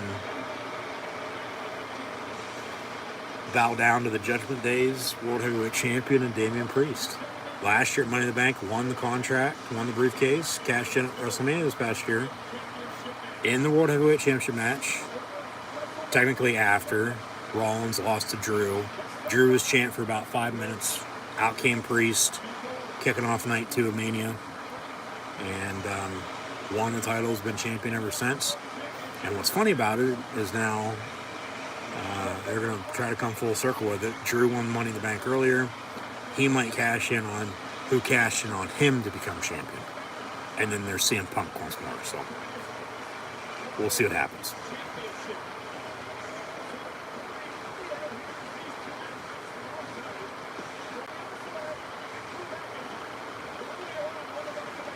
Yep.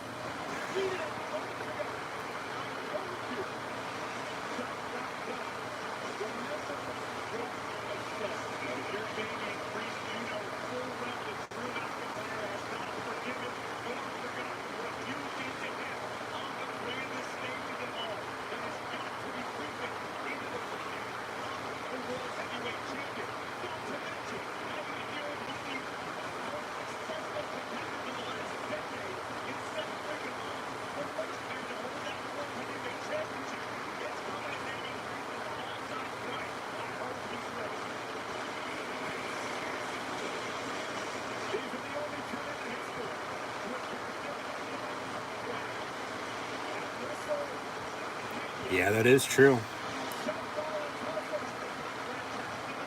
Yeah.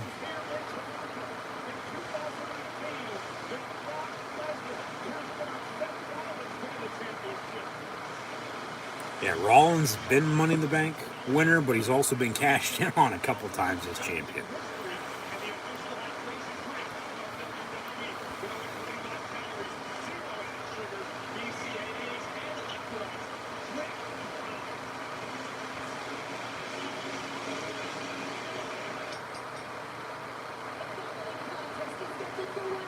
One fall. World Heavyweight Championship on the line. Damian Priest, Seth Rollins. And here we go.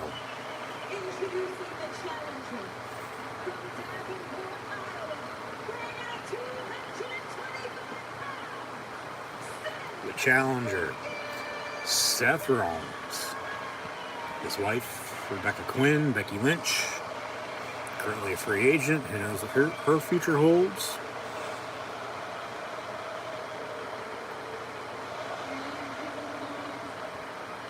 Yeah, but Rollins was world champ for almost a year when they brought back the world title at King of the Ring, or it was Clash of the Champions, or Night of Champions,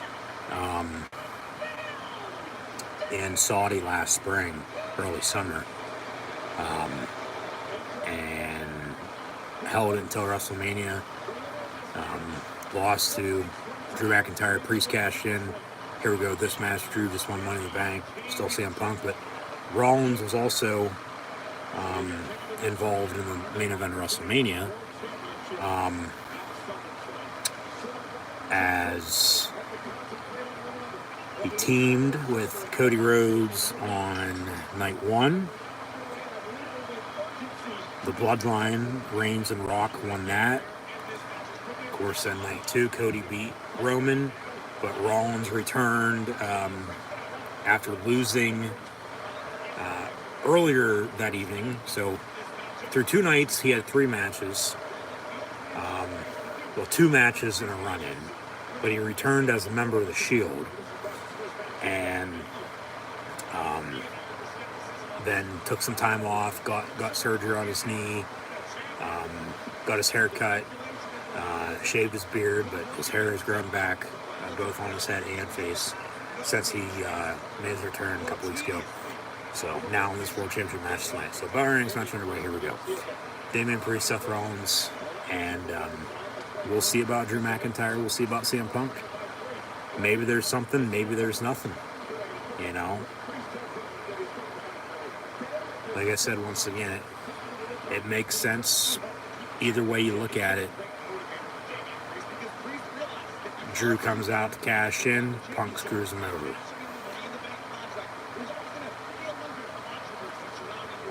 Drew comes out, cashes in, becomes champion. Punk wants a title match.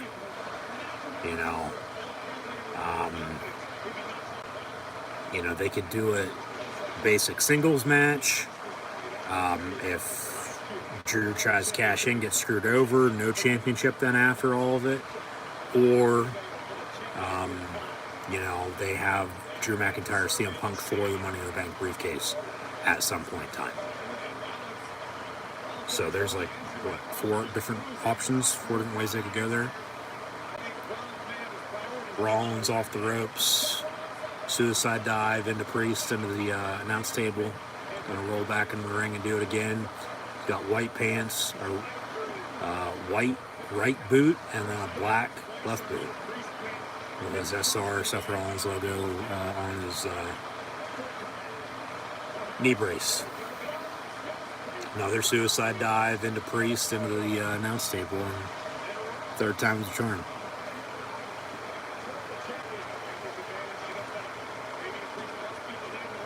Slow clap. 6 count, I believe, from the ref. 6 count, maybe 7. But they're going to roll back in the ring anyway, so that's going to go away, so it doesn't matter. Rollins off the top rope. Nope. Priest misses with a kick. Quick roll up, no. Super kick, yes.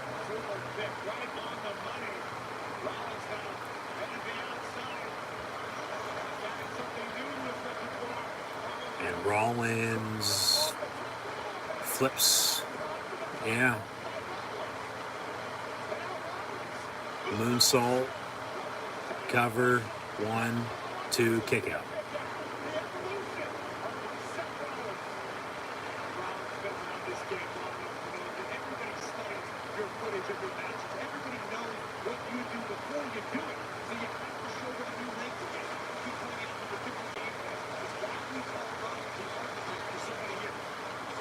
Rollins with a kick to the gut. Another kick and a punch as well. Neck breaker. No. Said he misses with a punch, and then Priest reverses and slams him down. Now wants a choke slam, it looks like. Maybe clothesline. Yeah, choke slam.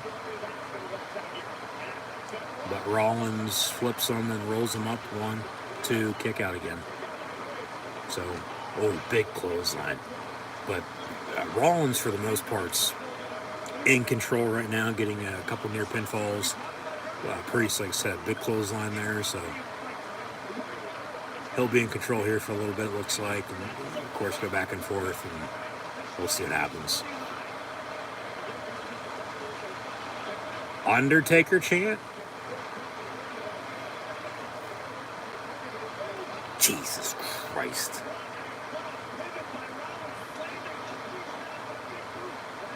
I gotta see a replay on that for what the fuck this happened, because they almost botched the hell out of that. But they somehow have moved on, splash off the top rope, cover, 1, 2, kick out. And here's a replay. Well, they're gonna show the replay of the knee off the rope and then the splash. But right before that, they came close with a tricky spot they did in the corner.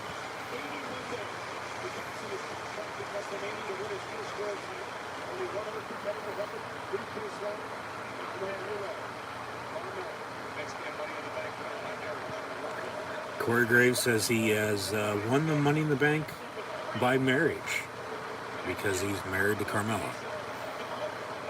And she's a former women's Money in the Bank briefcase holder. Crowd serenading Rollins in the meantime.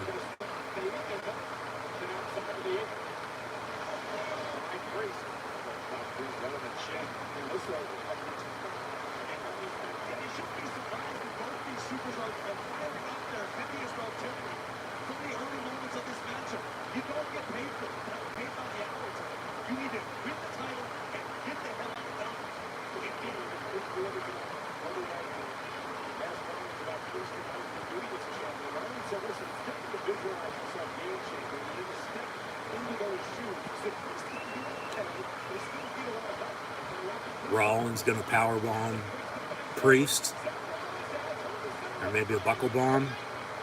Yep, buckle bomb into the corner. Rollins off the ropes. Priest gonna powerbomb Rollins. Yep. Cover, 1, 2, kick out, just barely.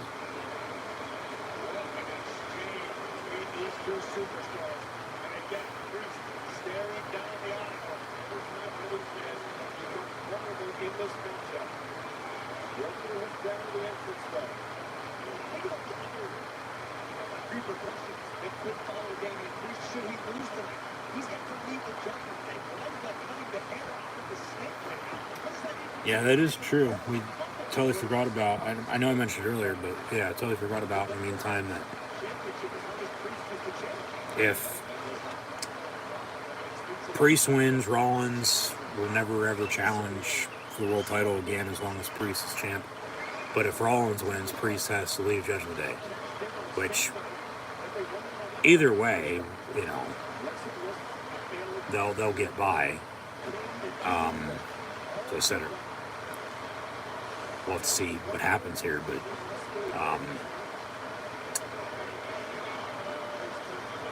then you add the Drew McIntyre Money in the Bank, you know, situation to it. Just a lot of intrigue. A lot of intrigue for sure, to say the least. Boo, yeah, punches back and forth.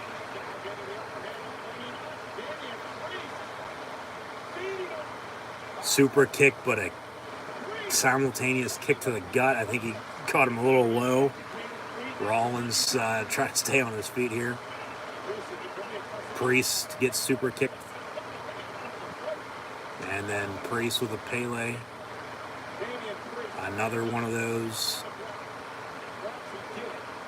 And choke slam.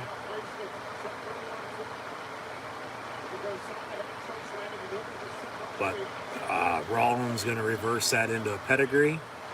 Priest going to flip him on his back. And Rollins with a stomp from behind, not from the side. So the curb stomp connects. Cover, 1, 2, kick out.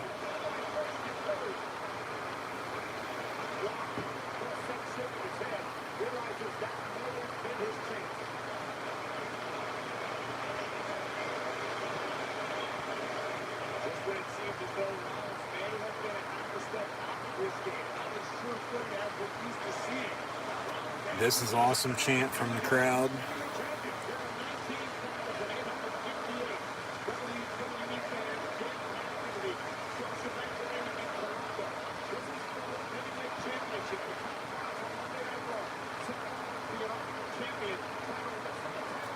The inaugural champion for the World Heavyweight Championship. Bullshit. This version of it, yes. But not overall time. You want to be a man, says Rollins? Well, get up. Stand up and fight. Let's go. Come on, Priest. You're a priest.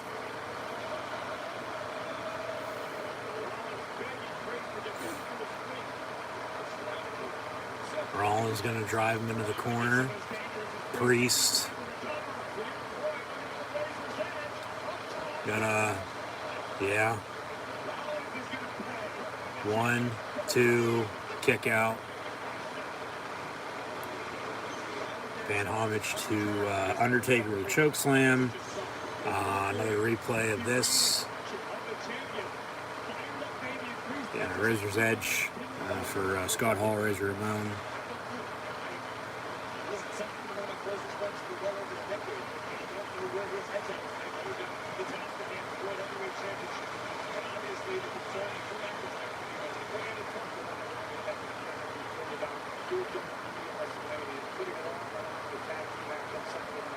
Priest going up top. Rollins gets up, chops him.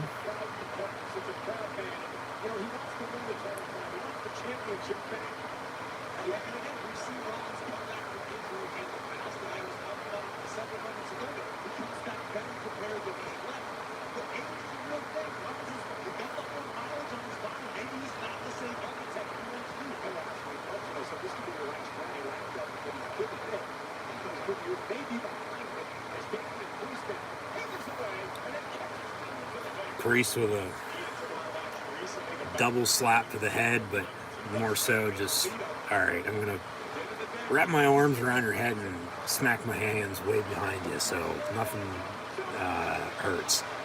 Vertical superplex off the top rope.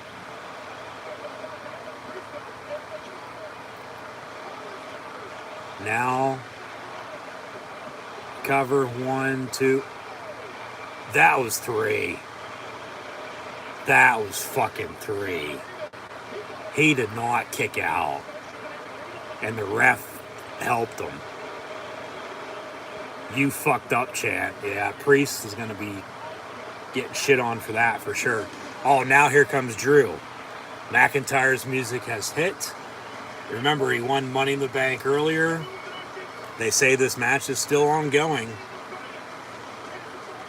Rollins did not beat Priest. It's still Priest, Rollins for the world title, but here comes McIntyre with the briefcase. But where's CM Punk at? McIntyre into the ring. And he's giving the briefcase to the ref. He's cashing in. McIntyre's cashing in. So they're going to make it a triple threat.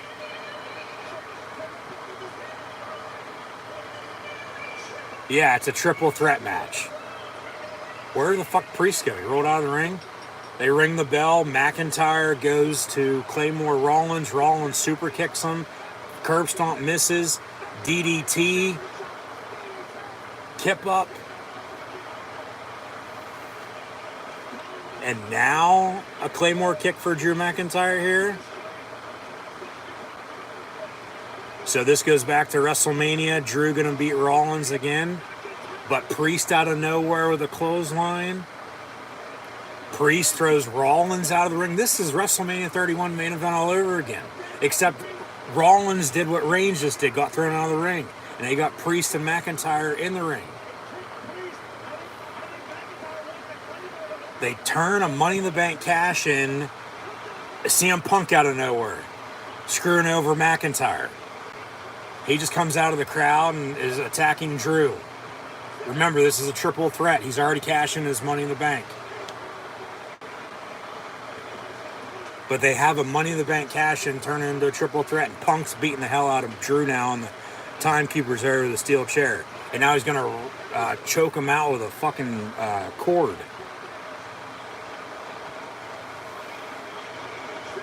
So Punk's going to screw over Drew of a cash-in, and that's going to set up their match. And whatever happens between Priest and Rollins is still for the world title. CM Punk chant from the crowd. Steel chair shot. Yeah, this is technically still a triple threat match. So anything goes in that regard. That's why they have Punk, come out and attack him. So no DQ. And now Punk eyeing the world title. Which seemingly we could have had Rollins Punk for the world title at Mania if they didn't go the route they did. And now Punk grabs the world title and it will walk into the ring. And Drew gets hit with it. Punk now going to sit on the announce table with the title. Tells Michael Cole to shut up. Where's Rollins at? Priest with a choke slam to Drew. Yep. And a cover. 1, 2, 3. Priest retains the title. Jesus Christ. So they do exactly that, what they did. Drew's Money in the Bank was what, an hour and a half long? So they'll say with Rollins, yeah, he probably won't be able to challenge for the world title again as long as Priest is champ, because that was a stipulation. Priest will stay in Judgment Day. And then, yeah, that adds fuel to fire with Rollins, Punk, screwing him out of that. Can't challenge for the world title again. But then you'll get Drew and Punk one-on-one, just a basic match. No world title, no briefcase, no nothing. And, yeah, Punk came out of the crowd, attacked him. Then they fought in the timekeeper's area. Hit him with a steel chair a bunch of times, wrapped him around with a cable cord, hit him with the title. Priest choke slams him, 1, 2, 3, that's it. So Drew wins Money in the Bank. It adds to the story. I get it. A lot of people are going to say, well, Jay should have won now, with a quick, non-successful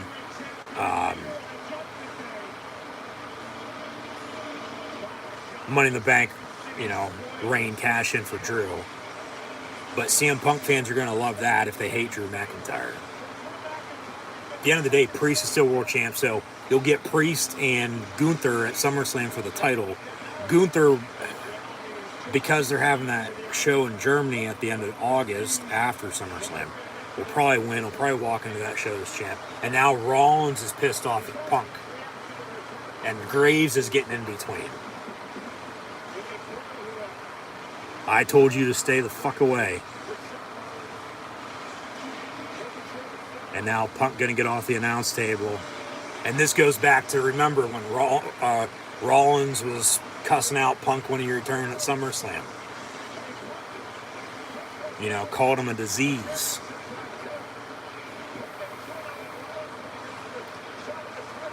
And then, just screwed him out of more title opportunities, let alone winning the title here.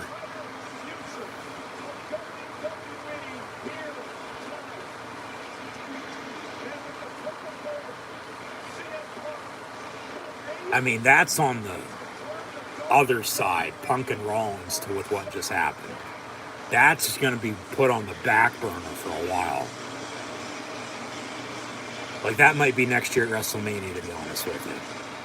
They fade to black with Rollins walking off and Punk staring down Drew. So, here's the promo for the Royal Rumble, along with SummerSlam and WrestleMania. In that order, probably, going to Indianapolis over the next decade, I would think. They'll have the Rumble there next February. I would think every couple of years. Like, you're probably looking at WrestleMania 46 at the earliest. 49, maybe, the latest. Yeah.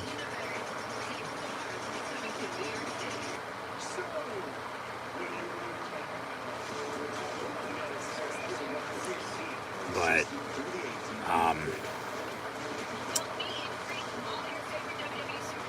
they had Drew win Money in the Bank. They had him hold it for an hour and a half. They had him cash in during the World Heavyweight Championship match. Turned it into a triple threat. And Punk comes out and screws him over. Rollins was not involved in the pinfall. And Priest hits a chokeslam on Drew after Punk attacked him. Priest retains. Rollins loses. And out of that, we'll see what Rollins does in the meantime. They'll do him and Punk at a later date, but it's going to be Punk and McIntyre at SummerSlam. It looks like Priest will defend against Gunther. So,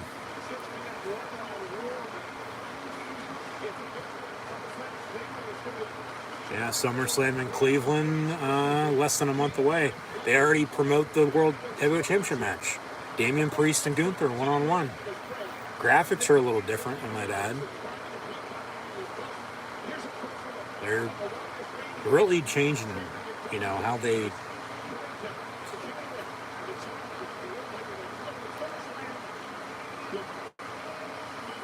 do things in the company, compared to how they used to be. But, from the WWE that we, once knew it to be, and now almost a year later of, the merger officially with UFC to form TKO last September after the sale, right after WrestleMania 39. Triple H is in charge, at least of creative on screen what you see on TV. Business-wise, all right, that's a whole different story. But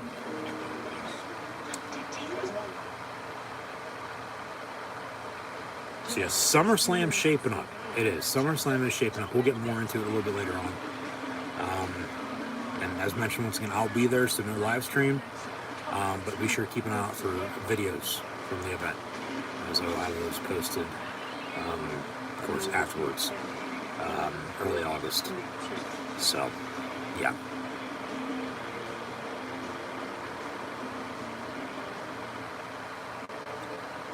But no, that was good with, what happened.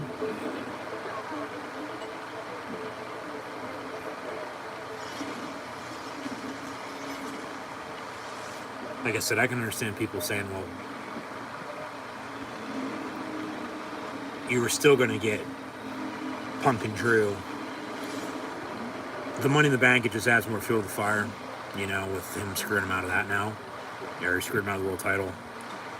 Screwed him out of the Money in the Bank. Cash in. That sets up their match. But, Jey Uso, LA Knight. Thing is, LA Knight's got the U.S. title match with Logan Paul.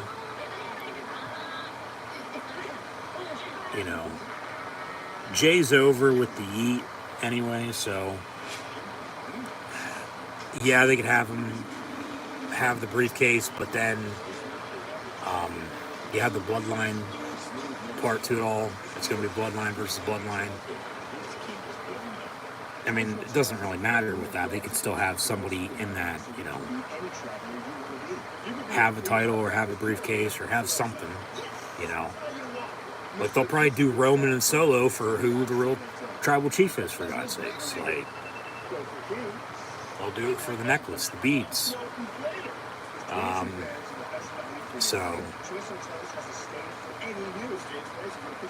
yeah, there's that. But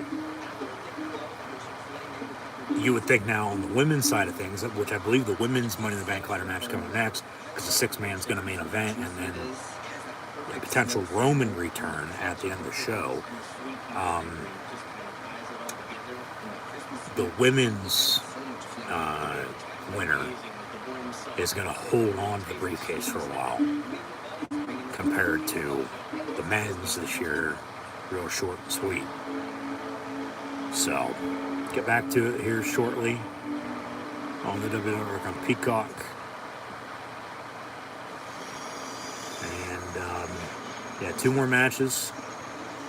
We've gone from the men's Money in the Bank ladder match, the Intercontinental title, to John Cena announcing his retirement in the 2025 Farewell Tour for him early next year, to that World Heavyweight Championship match, women's Money in the Bank ladder match, and then the main event. So, yeah, been pretty damn good thus far. A little over 2 hours in. for the stream, right on the dot for at 2 for the show. Of course, that'd be, 1 for the money then, but.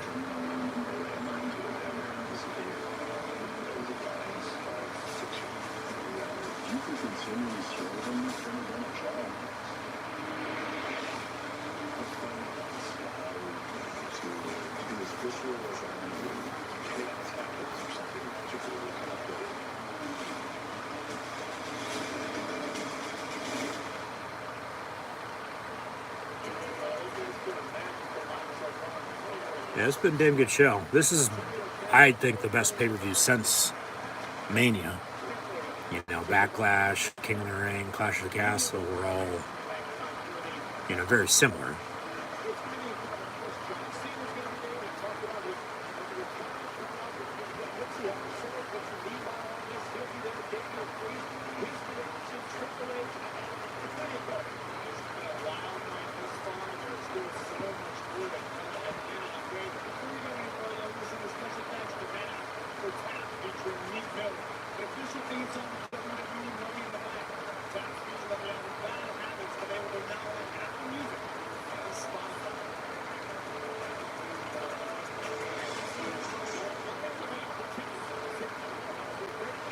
So, yeah, next is the women's Money in the Bank ladder match.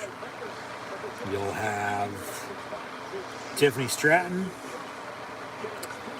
You'll have last year's winner and future champion Io Sky, Chelsea Green, Lila Valkyria, Naomi, and Zoe Stark.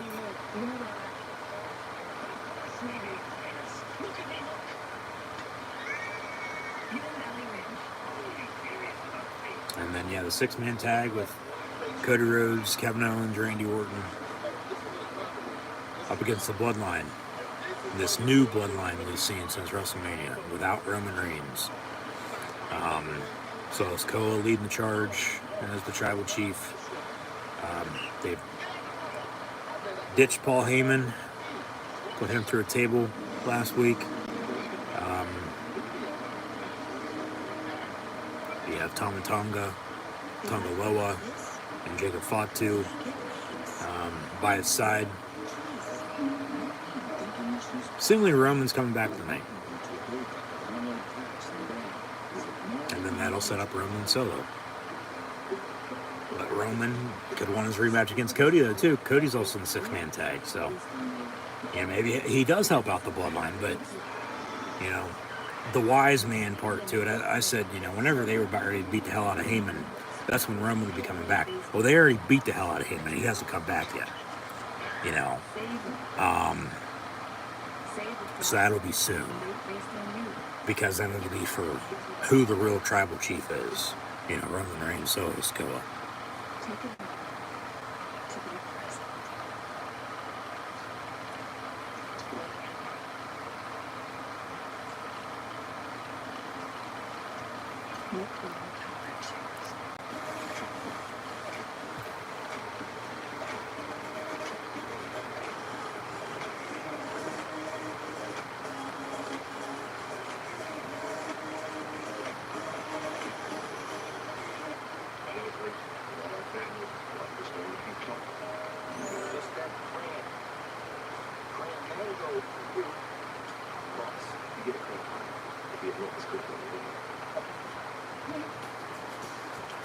If you're finally ready to take a trip without the kids, why stay at a hotel room with no kids? Get an Airbnb at a place to yourself.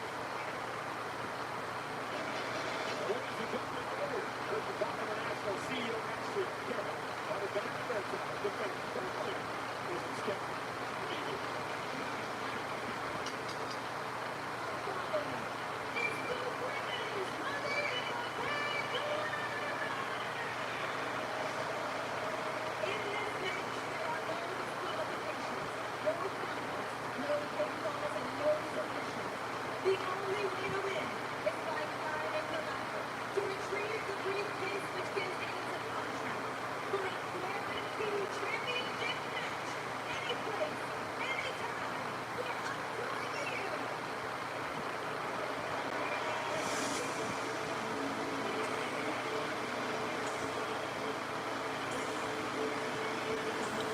That's how you spell Naomi. They're going to have the crowd feel the glow. So she comes out first. Once again, the only way to win Money in the Bank ladder match is, climb the ladder, retrieve the briefcase. So no pinfalls, no submissions, no DQ, no countouts. Anything goes. But the only way to win is climb the ladder.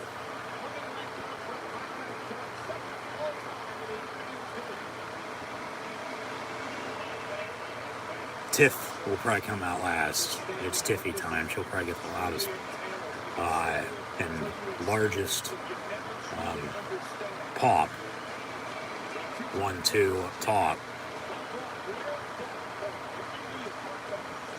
Honestly, probably in the wrong entertainment industry.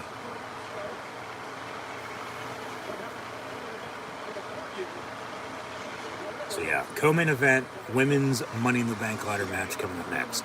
Then we'll get the main event with the 6-man tag.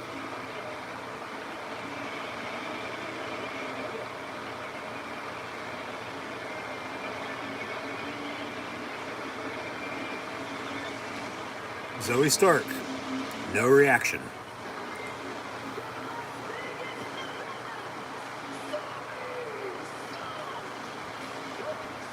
Looking like she's just fucking played an extra in Gladiator.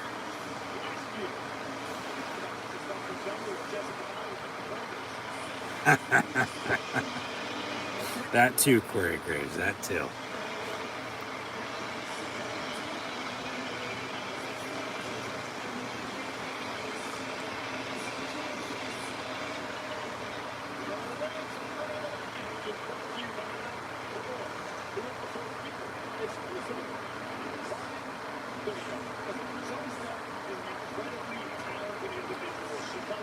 If this match is brought to you by the boys, then where's Dalton Castle at?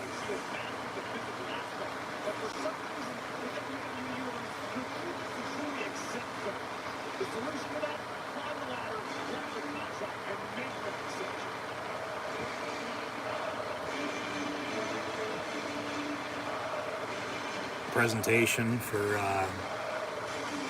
Lila Valkyria has been top-notch. I could see them having her win. I could. Feel like it's going to be Tiff, though.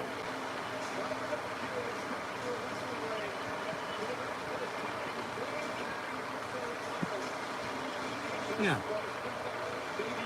Exactly.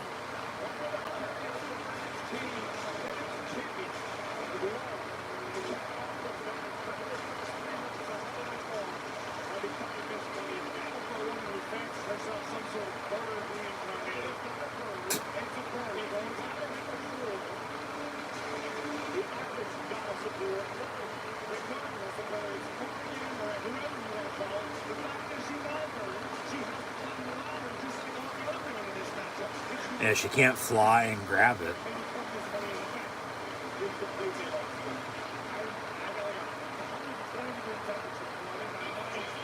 It's Tiffy time.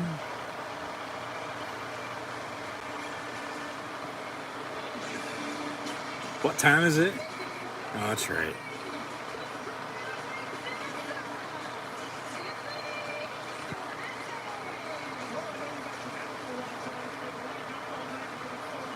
God damn. Where's Ron Simmons at when you need him?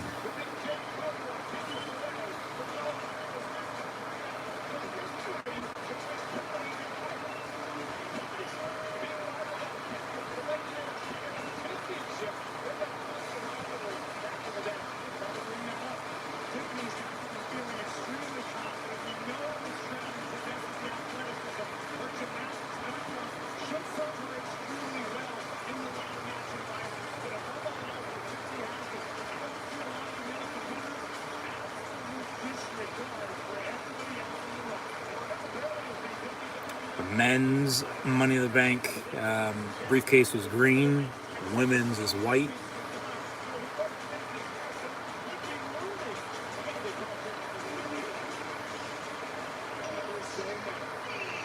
It's Chelsea Green. I could see her winning it too.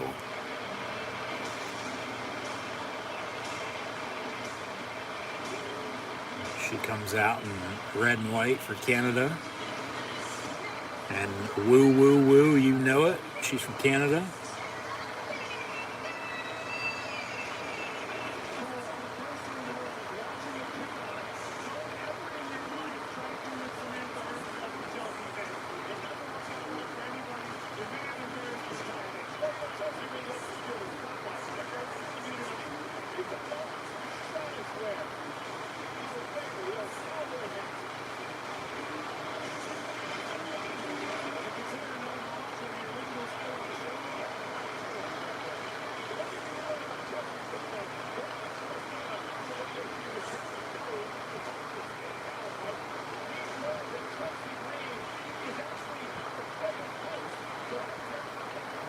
Chelsea Green is afraid of heights. So how's she going to climb the ladder?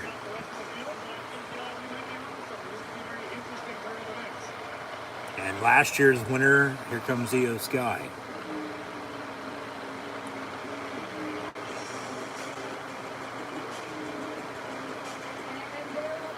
She won and then cashed in a month or so later at SummerSlam last year, become Women's World Champ.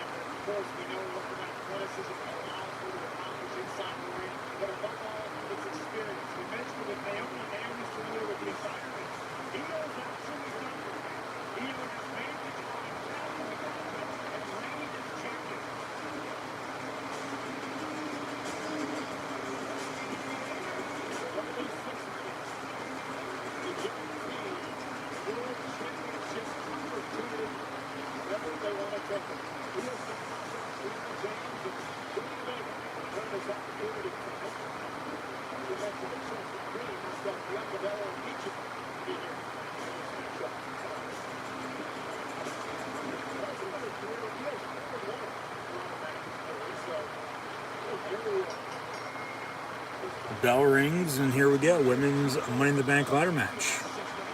Who's going to win? Well, they're all going to roll out and grab ladders, and Chelsea Green going to try to jump and grab the briefcase from the floor of the ring. Remember, she's scared of heights, so we'll see if she actually does climb the ladder or not. If she takes the one from Io, punches her, Chelsea chant from the crowd.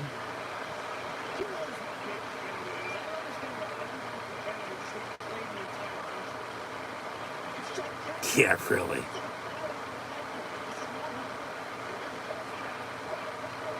Yeah, that's like saying Philly can say they're from Pittsburgh. Yeah, I don't fucking think so. Now she's going to try to jump and knock the briefcase down with the ladder. And now she hits Naomi with the ladder. Hits Zoe Stark with the ladder. Yeah, Graves brings a good point. You know, like, that'd be saying, like, Boston can take credit for Phoenix. You know, with Toronto and Vancouver, for God's sakes. Like, come on.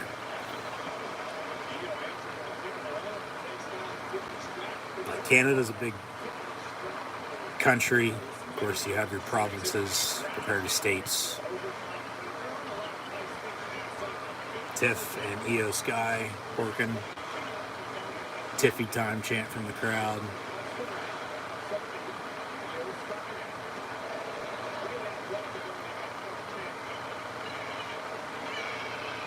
What? And Tiffy time.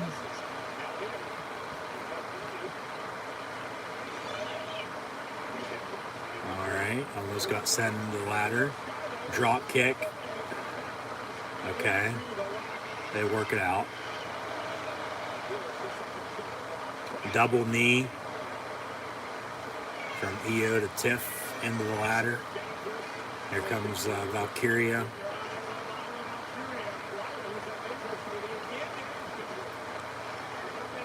And she flips Io into that same ladder, propped up into the corner.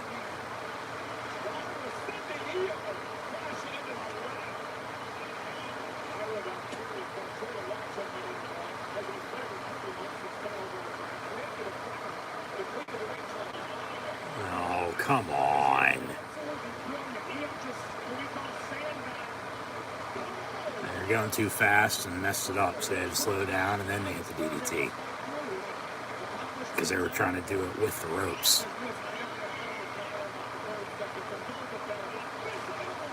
Good God. Suplex, vertical suplex onto the ladder, but hit the ladder and hit the rope at the same time.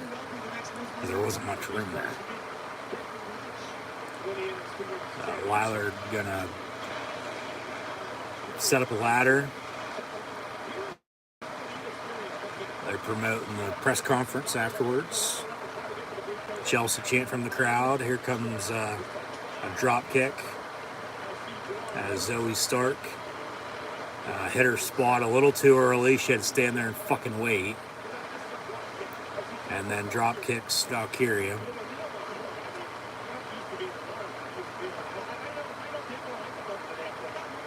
Drop kick, or super kick, excuse me. Suplex. Clothesline. Yeah, wouldn't want to be you. Boos from the crowd. I don't think anybody fucking likes her.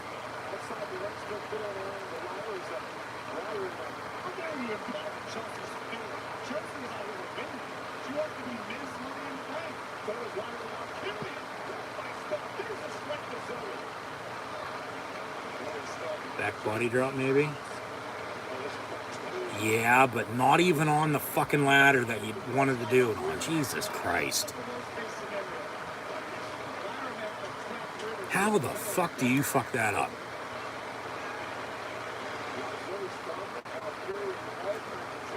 Is this the women's Money in the Bank ladder match or an episode of fucking Botchamania? Good God. Like, what the hell? This must be where the best wrestle.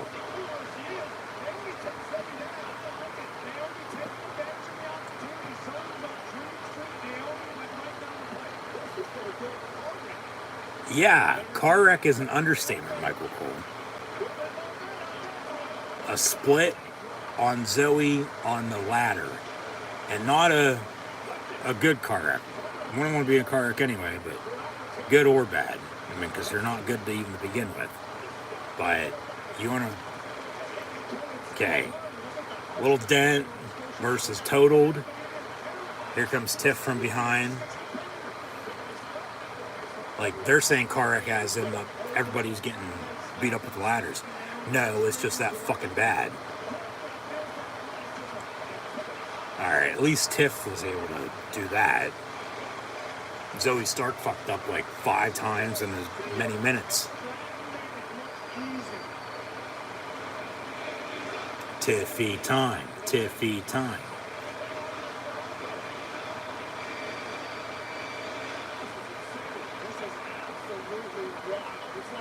Tiff's gonna try to set up a ladder, but then Io Sky on the other end of it gets driven into the corner.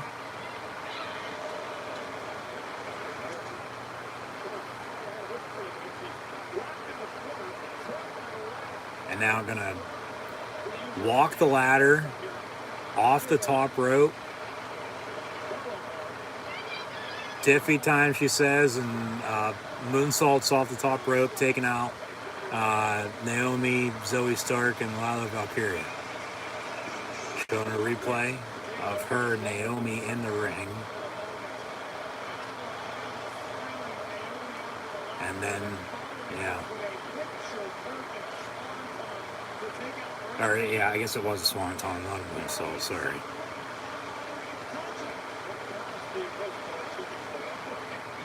And Chelsea chant, because Chelsea Green's going to set up the big ladder and try to climb it, but remember, she's scared of heights.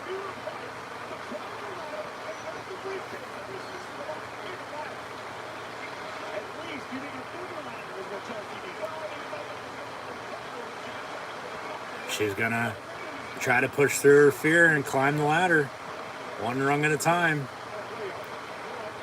So Io Sky, in the meantime, going to hit her with a ladder from behind, knocks her down, and then hits her with another ladder. She rolls out of the ring.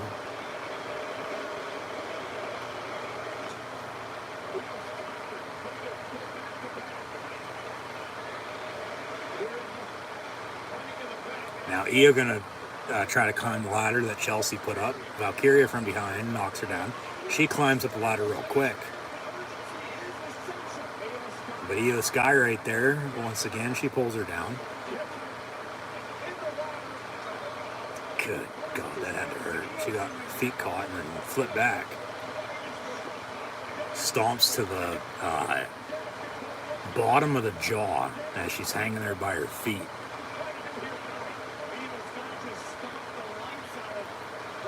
But Valkyria pops up and looks like, oh shit. Suplexes her fucking like from 5 rungs up into the corner, and her head almost caught the bottom turnbuckle. And then Zoe Stark with a kick.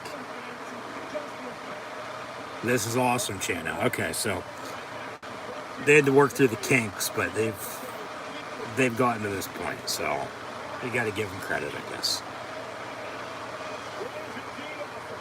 It's just her, Zoe Stark, who of the 6 has been the one fucking shit up. Everybody else has done a good job except her. Where's Trish Stratus at when you need her? Ain't she hosting this damn thing?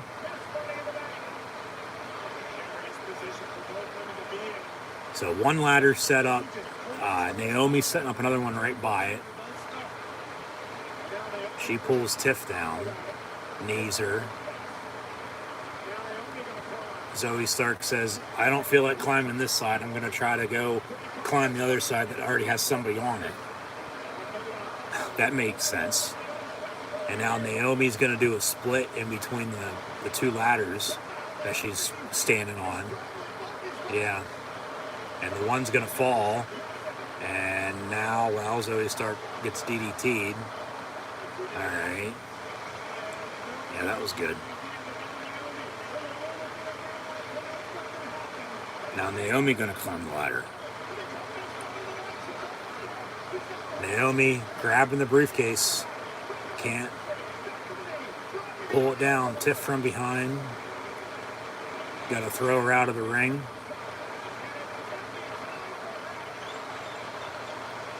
So Tiff going to point. But then she gets pulled out of the ring by Naomi. Thrown in the barricade. Laying next to Chelsea Green. Right in front of green shirt guy. Who has a lot of money, obviously. He's attending Money in the Bank here. He attends every other fucking show. Sit in front row every single time. Same spot. It's either he knows somebody or he has money. Probably both. Naomi's going to get a table out, and the crowd goes wild. She's going to get 2 tables out. Chelsea Green from behind. Of course, they want tables. They're cheering for Chelsea. And then she's the one who attacks Naomi from continuing to set up the tables. And then Chelsea Green going to ask for some help from Tiffany Stratton to set up the tables.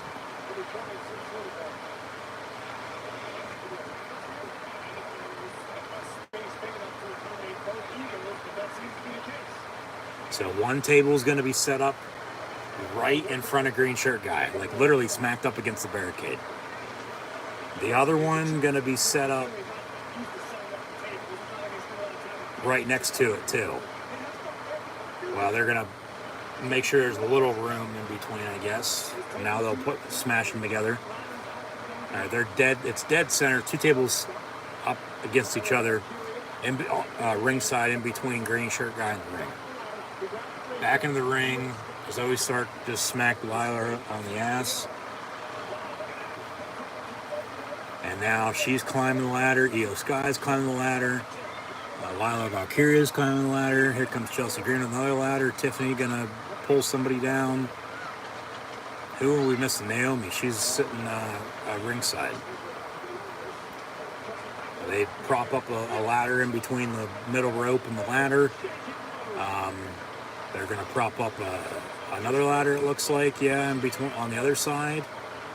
About 3-4 rungs up. Remember, those two tables are set up on the floor. We'll see who goes through those, because whoever does is going to be out of the match at that point. Like, oh shit. Yeah, Tiff just got flung into the ladder. Valkyria going to climb the ladder, grab the briefcase. Almost. But no. Zoe Stark from behind, gonna powerbomb her, it looks like, through the ladder. Yep. God damn. And then she rolls out of the ring. Holy shit chant. Now they're gonna put that ladder back in the ladder and the rope. Here comes Naomi.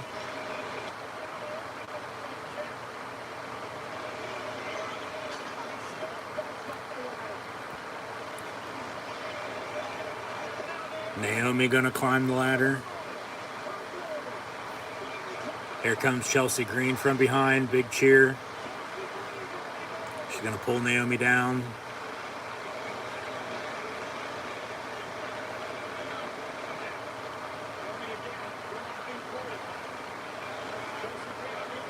Chelsea chant. Naomi headbutt off the ladder. Chelsea Green standing on the ladder that's propped up in between the ladder and the rope. Oh God, what are they doing? And she sort of like pile drived her, I guess. Yeah, it was. It worked though. Now Zoe Stark again with the fucking ladders. Trying to make sure they're right. Must have OCD. She's gonna climb the ladder. Crowd booing. Here comes Io Sky real quick. Zoe Stark trying to hold off and not grab it because she's not supposed to win. Now they're both gonna grab the briefcase.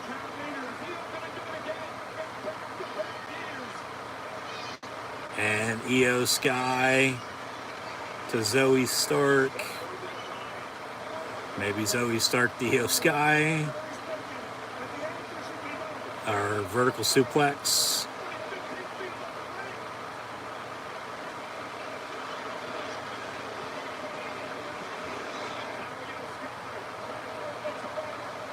Io gonna power slam Zoe off the top of the ladder, through the ladder that they had propped up in between the main ladder and the ropes. Good God. Holy shit chant. And now Chelsea Green back into the ring. Gonna try to climb the ladder here, it looks like. Yep, there she goes. Chelsea Green grabbing the briefcase. Chelsea Green unclips it, but who is that from behind? Tiffany Stratton. And Tiff's gonna push her. And Chelsea's gonna go through those two tables they set up. Yep. God damn. Off the top of the ladder, ringside through the two tables. Tiff blows her a kiss as she puts her through the tables. And now Tiffany Stratton gonna grab the briefcase, and it's Tiffy time. Tiffy in the bank. Tiffany Stratton wins the women's Money in the Bank ladder match.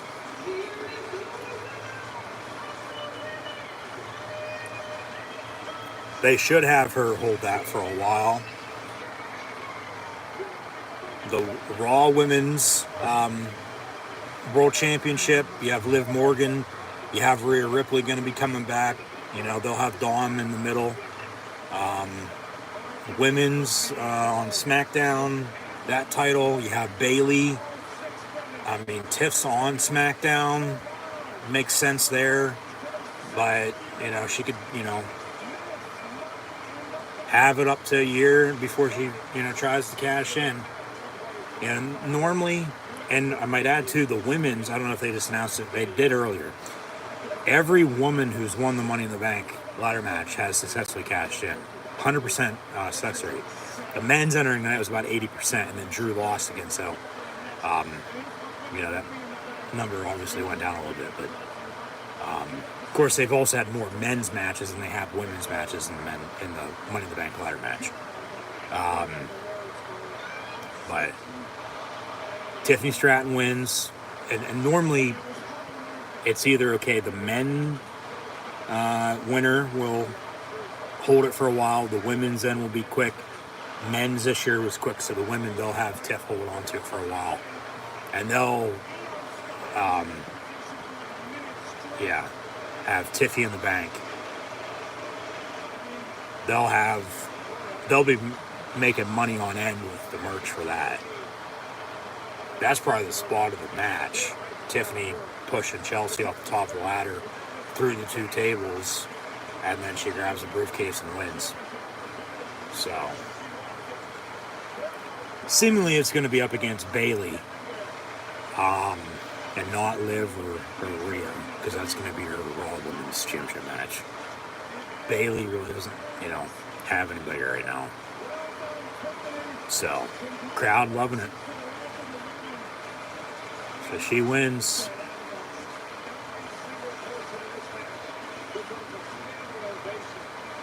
Other than Zoe Stark, because she fucked up how many times. But I get it. People make mistakes. It's all good. They're still safe with each other, and they got the job done, so that's all that matters.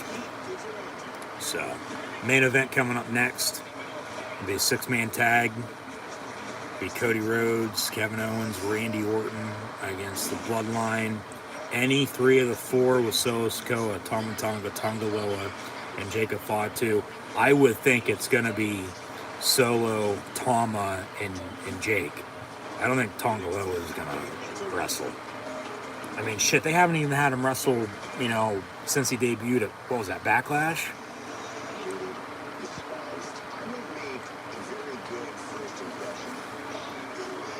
Whereas, you know, he sort of fucked up his debut and missed his cue for pulling the ref out. You know, Tama Tonga debuted on the SmackDown after Mania. Here's a SummerSlam promo, August 3rd in Rock and Roll City of Cleveland, Ohio. Biggest event of the summer, SummerSlam. I'll be there, so be sure to keep an eye out for videos. And Jelly Roll with the theme for the show.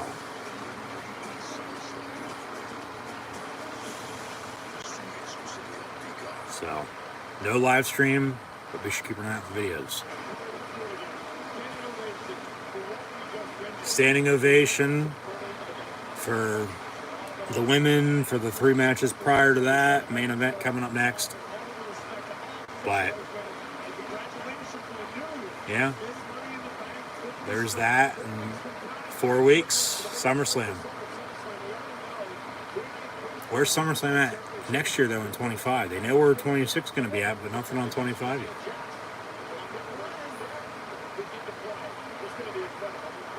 Oh, yeah, that's right. It'll be Bayley and Nia Jax. Because she won Queen of the Ring. That's right. Okay. And then you have Tiff. Okay, and Liv and Rhea. So there's your women's situation. Yeah, 6-man tag coming up.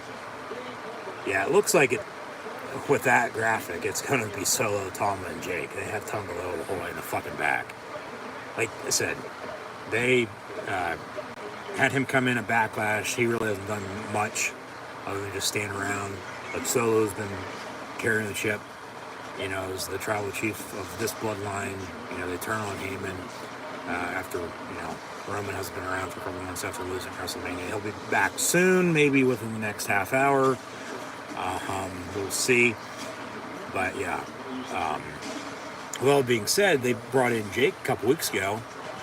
And, you know, right off the bat, you know, they have him make a splash. Literally.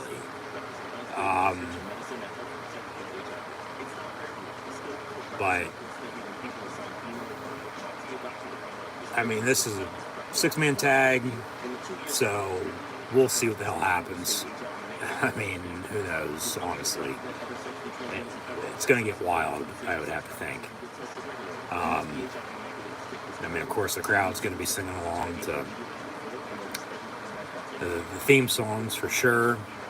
Thomas is a banger, as is Jake's. You know, they hit the nail right on the head with those for them. But of course, Owen's back home. Thoughts and prayers to him with his mom. As he got a fiery promo last night on SmackDown. And then, of course, yeah, you have voices and.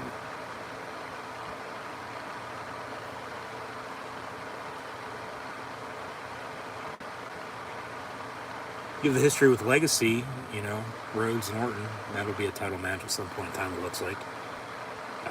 But yeah, the American Nightmare is the WWE champ. So, I acknowledge you.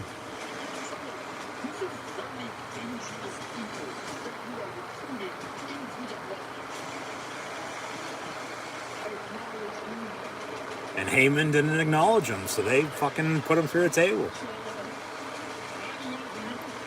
And call Roman Reigns.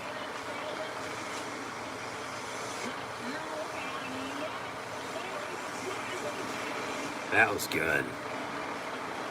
And Spike, and then they've got him up, and Heyman hasn't been seen since. I get that was just 8 days ago, but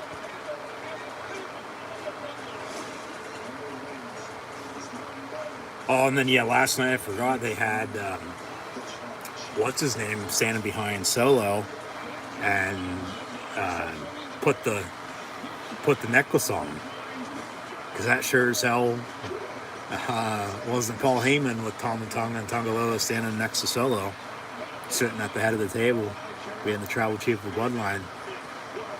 This is like the meme of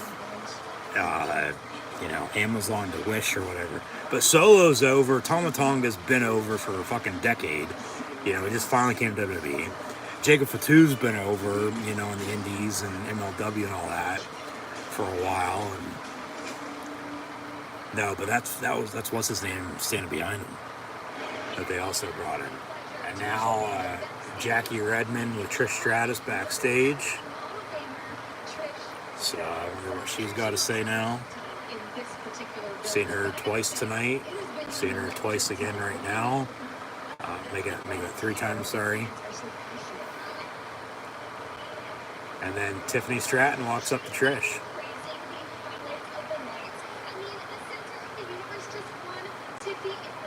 Yeah, Tiffy in the bank.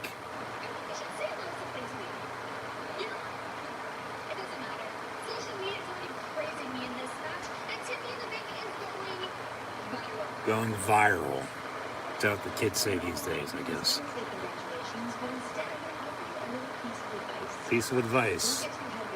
Yeah, exactly. Stay in the moment.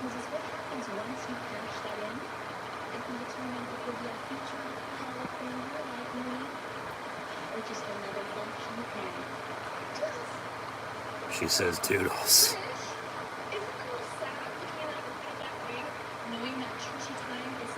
Trishy time's no longer. Oh, they'll tease Tiff and Trish one-on-one.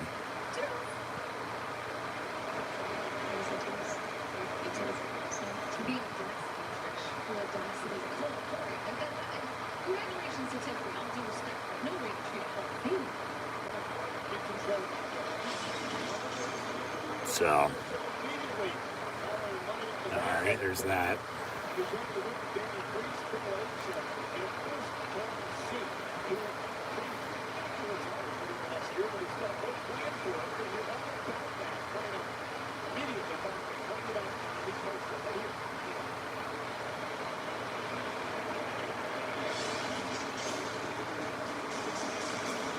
And now Solo Sikoa, the so-called head of the table, tribal chief of this bloodline that we've seen the past 3 months. He's got Tama Tonga and Jacob Fatu in ring gear next to him. Tonga Loa coming out in a fucking suit. So it'll be Solo, Tama, and Jake as your 3 tonight. They obviously don't trust Tonga Loa. I mean, Solo, Tom can wrestle. I mean, fuck, he started the Bullet Club, for God's sakes, with Prince. And then, you know, Jake, he's one bad motherfucker. He is.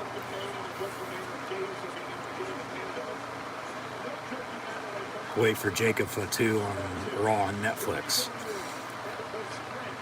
That'll be must watch. Give him a microphone, let him say what he wants. He's gonna let you know. As will, you know, others for sure. What are they calling him? The wolf of the bloodline? Werewolf? We all know MJF's the wolf of wrestling.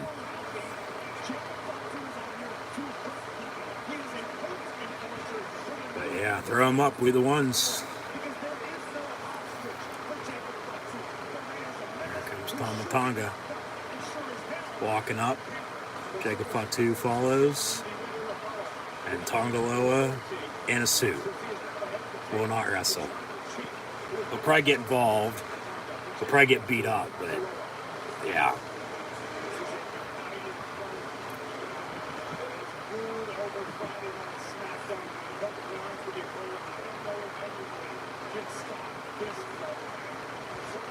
Somebody has a sign that says, "Not my bloodline."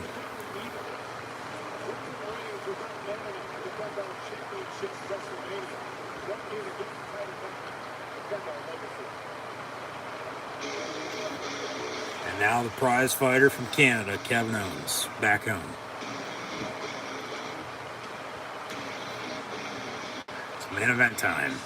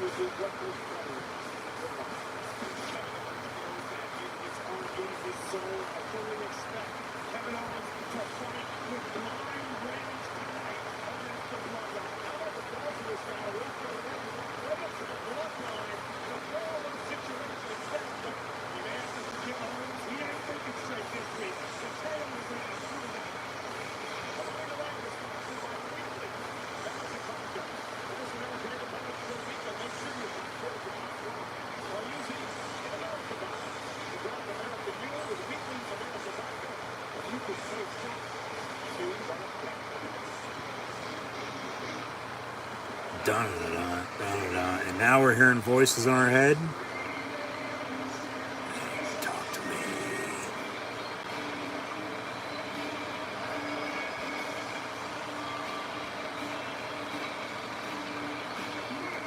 You got your rules and your religion, all designed to keep you safe. But when rules start getting broken, you start questioning your faith. And voices will say that love to hate. Knowledge, power.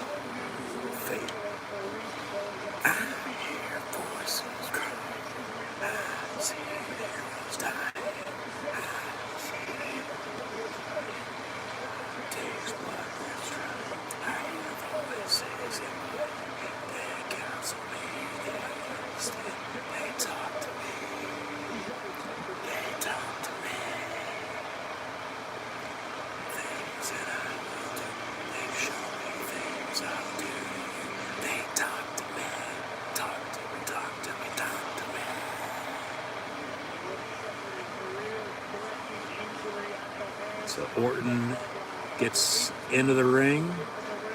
We'll do his pose here, it looks like.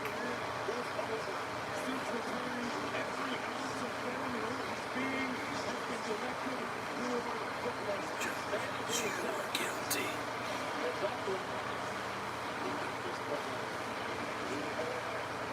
Politicians are liars.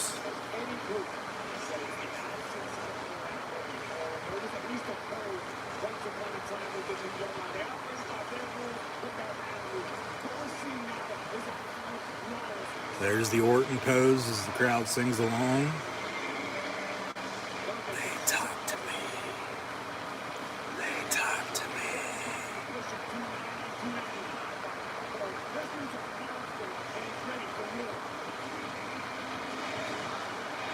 Talk to me, talk to me, talk to me.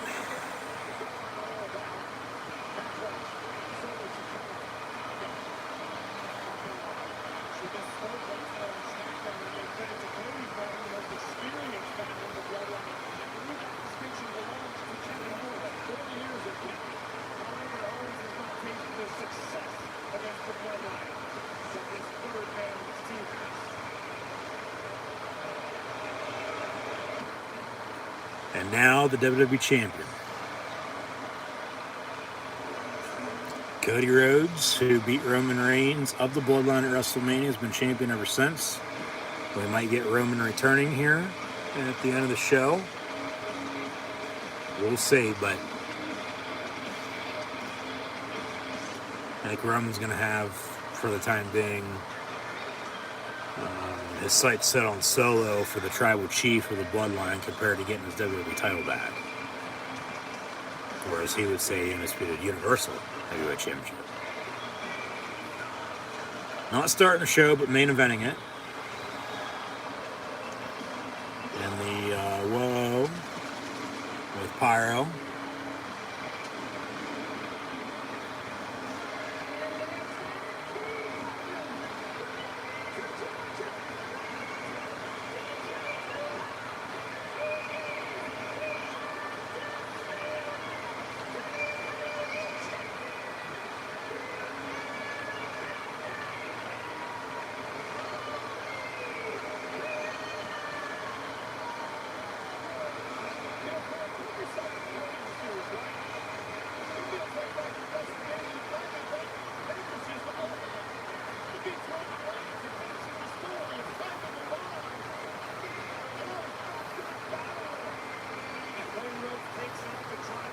That's the thing with finishing the story. The story is never over. It continues. That's what, said with the whole storyline of, Cody and Roman. Well, it's just another chapter in the fucking book.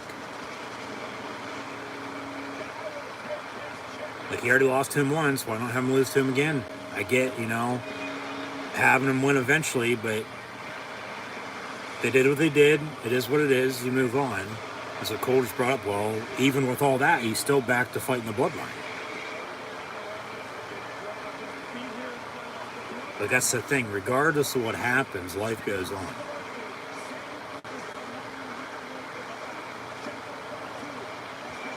Okay, they're calling Fatu a werewolf.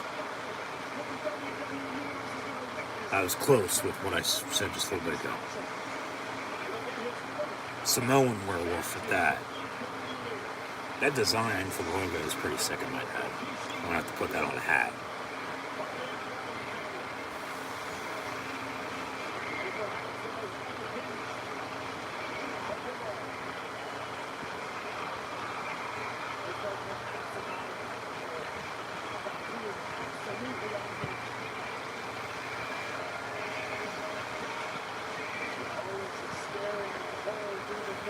So it looks like it'll be Cody and Solo. It'll be Orton and Tama Tonga. Because Owens is staring down Jacob Fatu.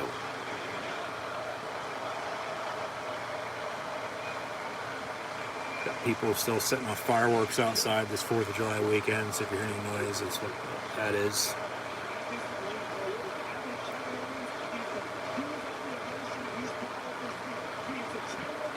Yeah, Owens got a chip on his shoulder.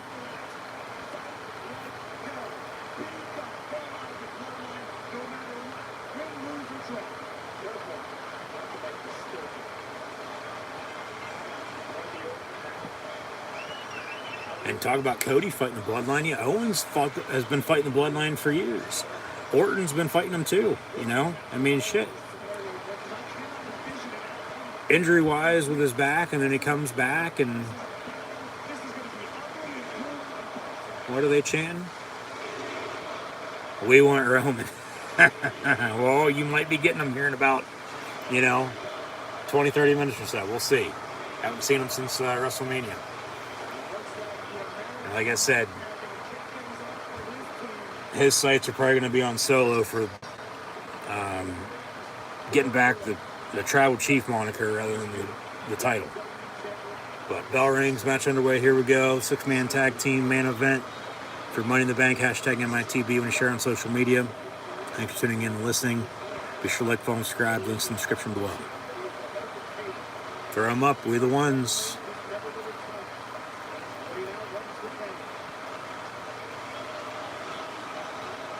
And Cody wants Solo. Fuck you, Solo chant from the crowd.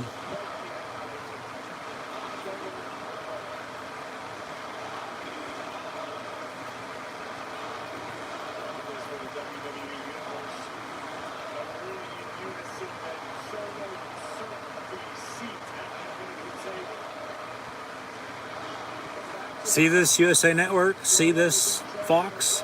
You don't need to be bleeping this stuff. And now Solo gonna tag out, and here comes Tama Tonga. Boos from the crowd to get him to shut up. So Tama Tonga coming in, and he'll be going up against Cody Rhodes here, it looks like. Unless Cody tags out and tags in Orton or Owens. They're not going to boo Tama Tonga. They'll lock up. Cody, that is, with Tama Tonga. Yeah. Well, Tama formed the Bullet Club. Cody was in the Bullet Club for a little bit.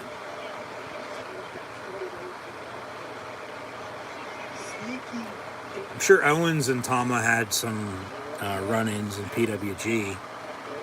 I can't recall if they ever did, though. Off the ropes. Cody slides, kicks. Old school punch from down low. And Cody telling Solo, hey, get in here, let's go. But Tama punching Cody into the corner. And Cody with a kick. And a running bulldog.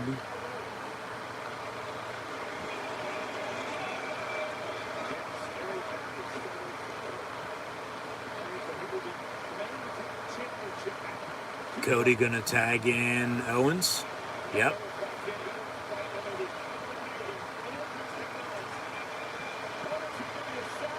Owens kicking Tama Tonga down into the corner.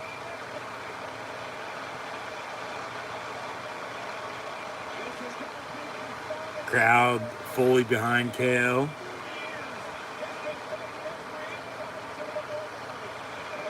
Going after him again after the ref just pulled him off.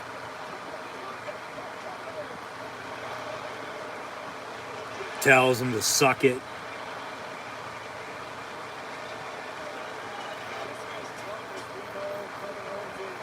Owens gonna tag Rhodes back in. So it's Cody and Tama Tonga. Just like it was to start this match.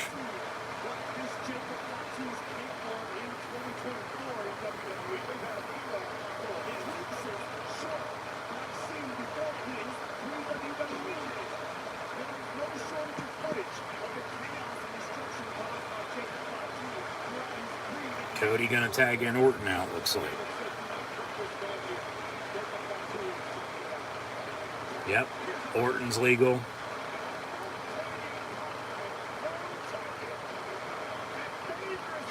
So Orton with some punches of Tama Tonga into the corner. Uppercut.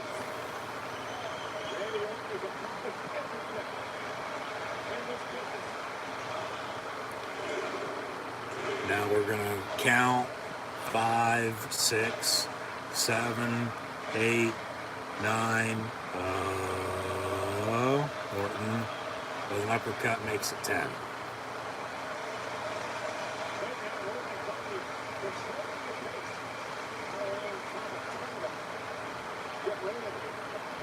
Poke in the eyes from Tama Tonga, and Jacob Fatu tags in.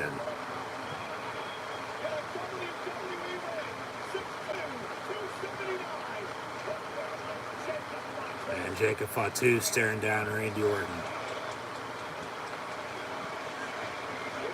He's thinned out compared to how he used to look. But he's still a fucking badass.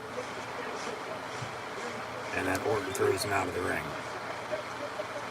And then Orton now, vintage DDT. But Fatu, nothing. Orton gonna go for an RKO, but Fatu's staring him down, no selling. As if nothing fucking happened.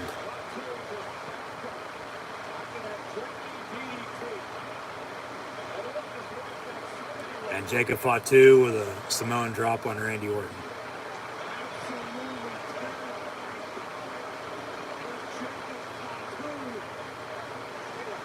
Jacob Fatu with a super kick.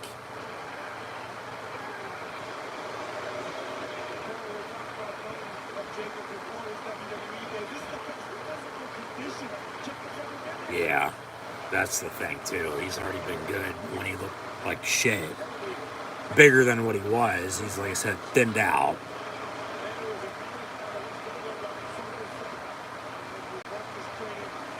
And he's, still good. Fuck you, Solo chance, because Solo tags in up against Randy Orton.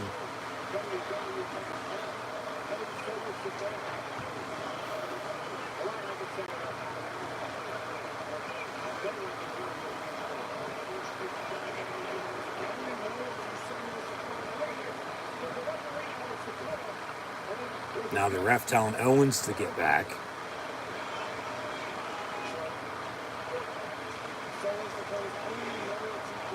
We want Roman chance.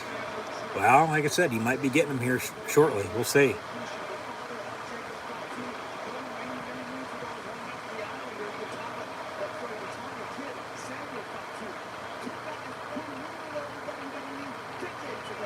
Solo with a stomp on the hand.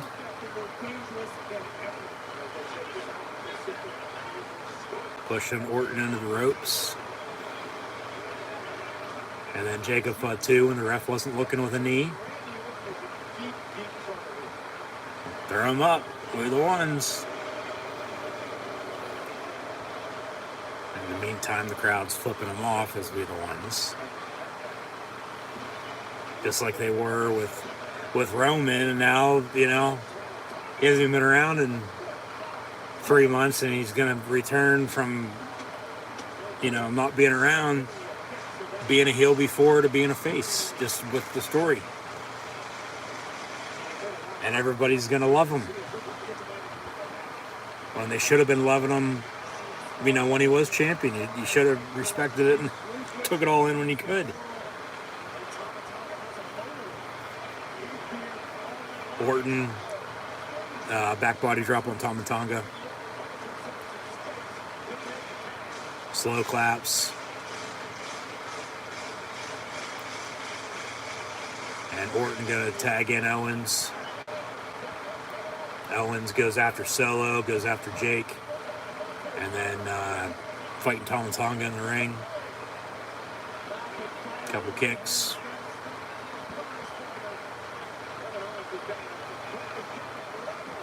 Right hand to Fatu. Off the ropes. Owens with a kick, clothesline. Owens with a cannonball coming. Takes out Jacob Fatu once more. Cannonball into the corner on Tama Tonga. Tama rolls over. Owens going up top. Splash, swanton. Yeah, swanton. Cover, 1, 2, kick out. Well, actually, Jacob Fatu breaks it up. So Jacob Fatu attacking KO. Jacob Fatu drags Tama Tonga over so he can tag himself in. So now it's Jacob Fatu and KO.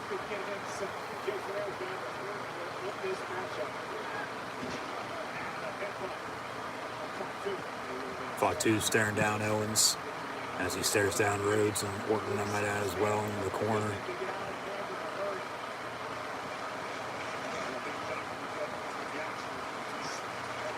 Headbutt.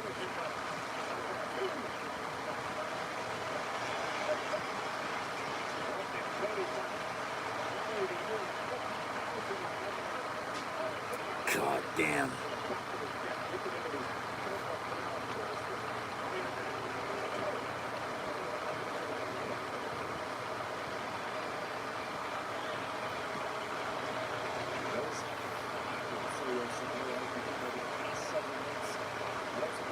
Solo back in, working Owens. Fuck you, Solo chant.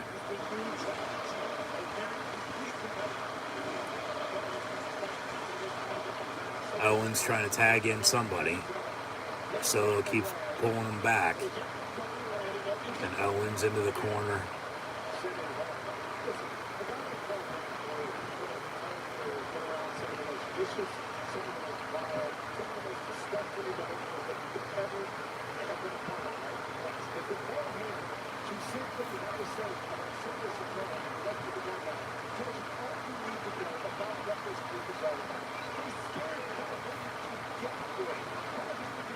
Jacob Fatu with another kick when the ref wasn't paying attention.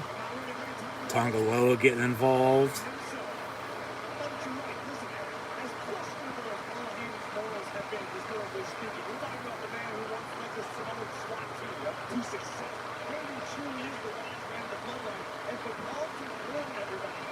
Owens fighting back against Solo here. Big slap.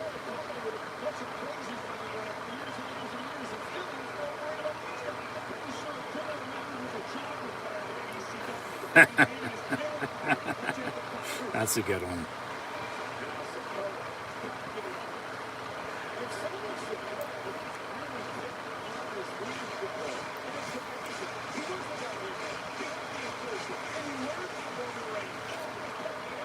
Solo with a rear view into Owens into the corner. Yeah, the Roman Reigns bloodline. Roman was the tribal chief. Right-hand man was Jey Uso. Nobody's bitch, Jimmy Uso. And Paul Heyman is the wise man, honorary Sami Zayn. Now Solo Sikoa as the tribal chief of this bloodline. Tama Tonga is his right-hand man. And as Solo was the enforcer to Roman, Jacob Fatu is the enforcer to Solo. And they got rid of the wise man and Paul Heyman and put him to the table last week on SmackDown. And Tonga Loa just fucking stands around.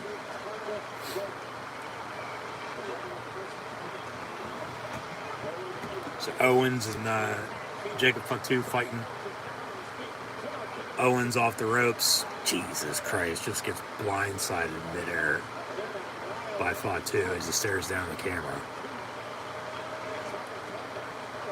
Tama Tonga legal into the ring, going after Owens.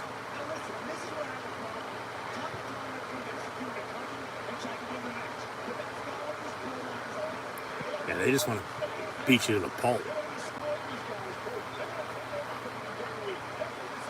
They've already taken over WWE past how long? And it's just continuing. The Samoans have always been around, and they're not going anywhere anytime soon. Fight Owens, fight chant from the crowd. And he's fighting back. Jacob Fatu tags in. So he's legal against Owens, as him and Tama Tonga are 2-on-1. Solo standing there helping out too. Owens trying to make a tag. Hot tagged either Cody or Orton. Because the bloodline's in full control here. Jacob Fatu says, shh. And Solo goes after Cody. Knocks him out.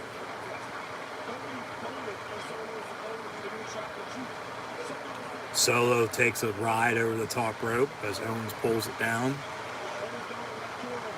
Stu, the cameraman, getting up into the corner next to Orton as Owens about ready to make a hot tag, but Jacob Fatu was going to pull him back. Ref held him back. In the meantime, Tonga Loa pulls Orton down from behind and throws him into the barricade.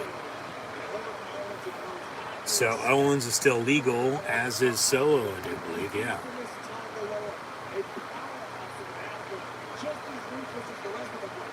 It's a 6-man tag, but it's really 4-on-3.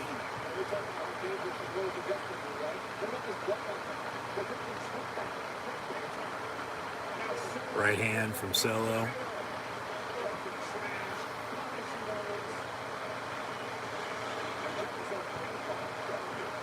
Owens telling Solo, hey, punch me again, right here in the face. Give me your best shot. So Solo does, and now they're fighting back.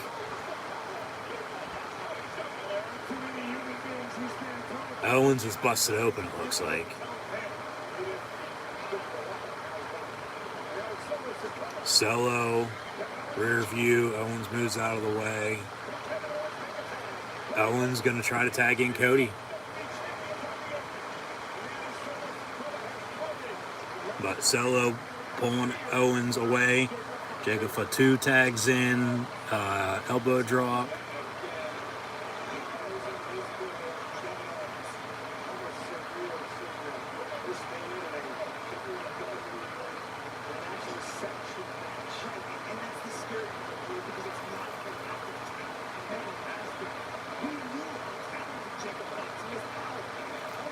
We want Roman chant again.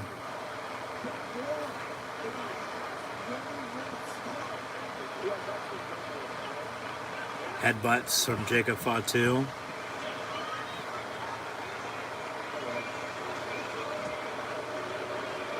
Throw him up, we the ones. And Owens moves out of the way. He goes face first into the ring post. Now, Cody trying to get the crowd pumped up. Owens to make a hot tag here.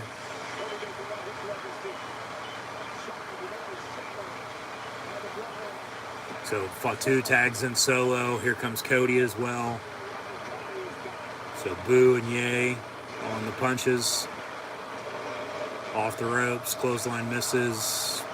Cody takes him down. Get a bionic elbow here before too long. There's a takedown on the power slam.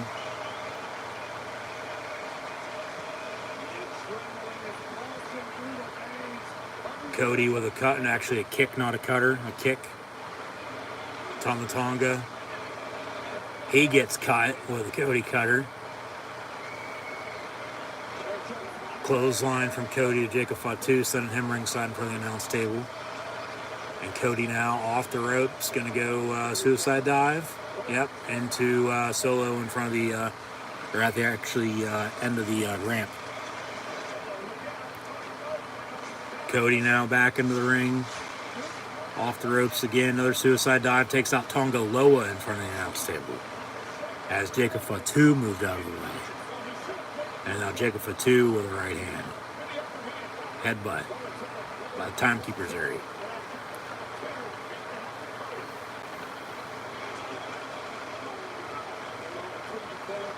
Jacob Fatu. No. Oh, god damn. Looks like he was going to spear Cody through the barricade into the timekeeper's area like he did to Orton. But the barricade didn't break. Solo with a spear on Cody back in the middle of the ring. Cover. Where's Roman at? We need him. 1, 2. Cody kicks out. But Cody flipped Jacob Fatu back into the timekeeper's area. There's a replay of that, yeah. And took out the fucking doctor. The doctor's gonna have a headache. So yeah, kick out on the pin there. Match continues. Fireworks being set off outside once again. For any noise. It is 4th of July weekend here in the good old US of A. Cody going for a pedigree on Solo. No. Solo takes out the ref. Of course he does. Of course he does. And then Cody from behind on Solo with a crossroads. But the ref's knocked out.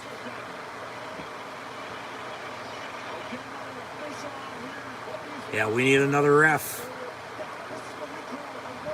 Owens going up top. Splash on Solo. Orton standing ringside. Cody and KO telling him to get in the ring to hit Solo with an RKO. Yep.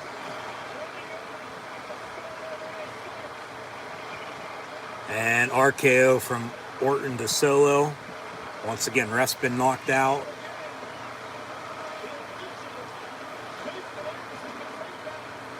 So he's sitting ringside by the steel steps. And now it looks like they're going to put Solo through the announce table.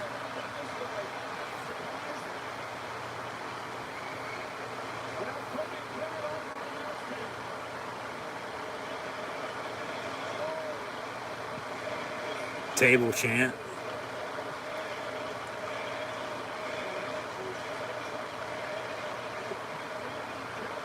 Maybe this is when Roman comes out. No? They're gonna... Shield powerbomb to Solo. No. Jacob Fatu out of nowhere. Super kicking everybody. And then, takes out the ref again. Jesus Christ.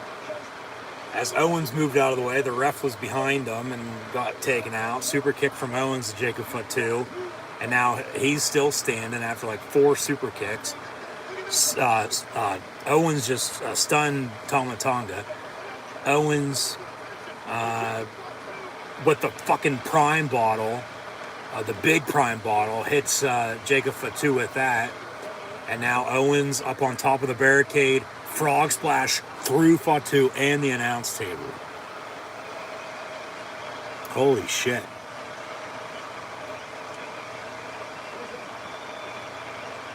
And nobody knows what to say. Everybody's speechless. And now Owens. This is awesome chant from the crowd. Michael Cole's making sure they're still on the air. Owens rolls Tama Tonga back into the ring. I don't even know who's fucking legal at this point.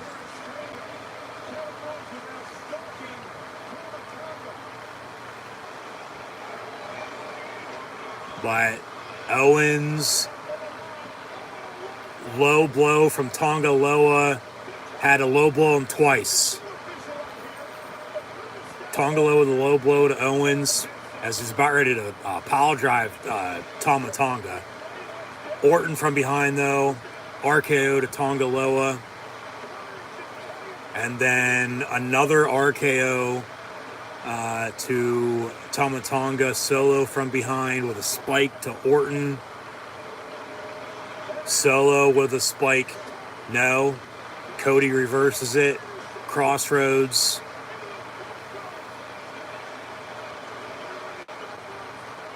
And another one. He normally does it 3 times. Where's the ref at? He was knocked out twice. Jacob Fatu rolls back into the ring. And up top he goes. Takes out Cody with a corkscrew.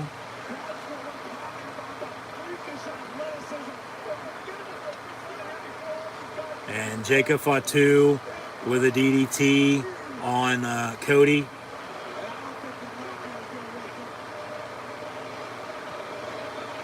And Solo now going to be pulled over by Jacob Fatu. Maybe to cover Cody, no. Going to spike him. Maybe this is when Roman's music hits. Or maybe he spikes Jacob Fatu by accident because Cody's going to move out of the way.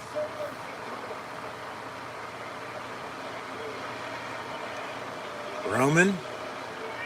And Solo spikes Cody. Cover, but no ref. Jacob Foot 2 gets the ref, rolls him back in.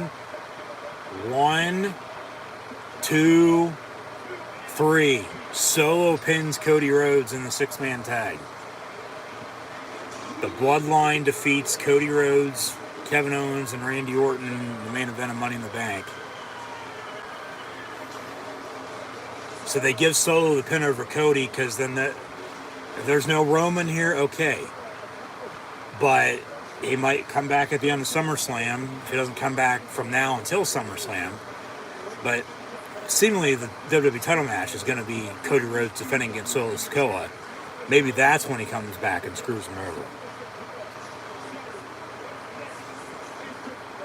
But also, Jacob Fatu is grabbing the beads and gonna put them on Solo here, it looks like. And Tama Tonga joins, Tonga Loa as well.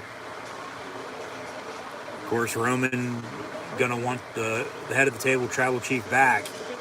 I would think before going after the title again. Throw them up, we the ones. Now they're gonna show some replays. Almost a half-hour main event. Longest match of the night.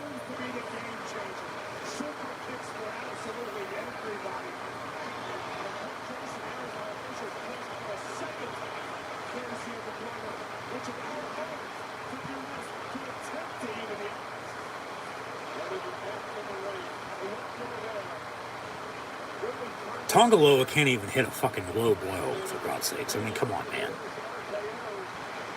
And then he got RKO'd.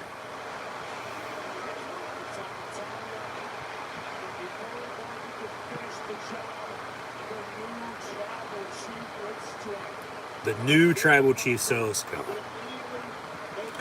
pins Cody Rhodes in the 6-man tag, and the Bloodline picks up the win in the main event of Money in the Bank.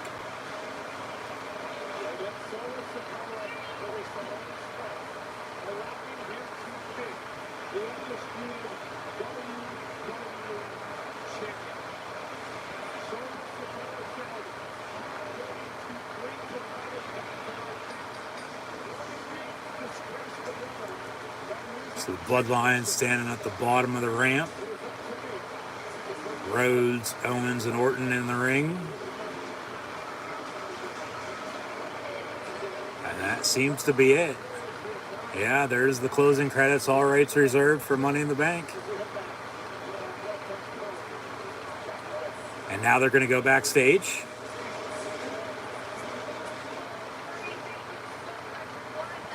All right, Michael Cole, Corey Graves sign off. They go to the kickoff pre-show. That's going to turn into the post-show, rather than fading to black and showing, highlights of everything that happened. But yeah, that does it for WWE Money in the Bank here this evening for the 2024 event. We had Drew McIntyre win the men's Money in the Bank briefcase. Tiffany Stratton win the women's. Drew cashed in during the World Heavyweight Championship match between Damian Priest and Seth Rollins. CM Punk came out, screwed him over. So a non-successful cash-in as Priest retained the world title. Rollins sort of got screwed over in the meantime too, by Punk doing what he did. So then that sets up Priest and Gunther for the world title since he won King of the Ring. And that'll be next month at SummerSlam. We'll get CM Punk, Drew McIntyre one-on-one. We'll see what they do with Rollins. Sami Zayn defeated Braun Breaker to retain his Intercontinental Championship. John Cena came out and announced he's going to be retiring. The 2025 will be the farewell tour early next year from Royal Rumble to Elimination Chamber and WrestleMania. And then in the main event,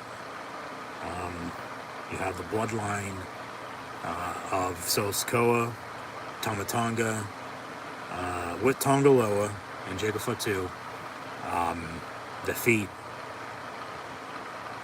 the WWE Champion and Cody Rhodes and the tag team of RKO, which is Randy Orton and Kevin Owens.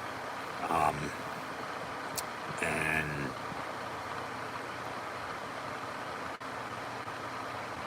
no Roman Reigns at the end of the show. They're going to seemingly do Cody Rhodes and Solo Sikoa for the WWE Championship at SummerSlam. So, just like it was 4 years ago at SummerSlam in 2020, hey, you'll never see it coming. Maybe less than a month from now, you'll get the same thing to end that show when Roman Reigns returns and, screws over Solo then to get back his head of the table tribal chief title from the new head of the table tribal chief and Solo Sikoa of this new bloodline since WrestleMania. So that's Money in the Bank. SummerSlam coming up August the 3rd. I'll be there, so no live watch-along, live play-by-play watch-along live stream, but be sure to keep an eye out for videos. So what's going to happen at SummerSlam? First off, thanks for tuning in and listening. Let me know what you thought of SummerSlam, and then also what you think is going to happen, or what you thought of Money in the Bank, this evening, and what you think is going to happen at SummerSlam. We'll start off with the tag team titles. Who knows, what's going to happen there. Of course, they just crowned new champs on both Raw and SmackDown recently. The mid-card titles, it looks like, of course, the U.S. title, it's going to be Logan Paul and LA Knight, one-on-one. Intercontinental, Sami won. I mean, like I said earlier, Ilja Dragunov makes sense there, I think. The women's titles on Raw, it's going to be Liv and Rhea for sure, I would think. Unless Rhea's not, good to come back yet. They'll have to figure something else out then. And then you're going to have Bayley and Nia Jax, and she won Queen of the Ring. But then you have Tony Stratton, who won the Money in the Bank this evening.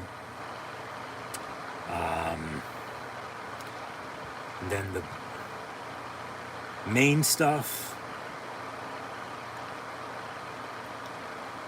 you're going to have, for the World Heavyweight Championship, they've already promoted it, Damian Priest, Gunther for the World Heavyweight title at SummerSlam with the World Champ defending against the King of the Ring winner. The WWE Championship seemingly going to be Cody Rhodes and Solo Sikoa one-on-one. The one match I think everybody's going to be looking forward to is CM Punk and Drew McIntyre.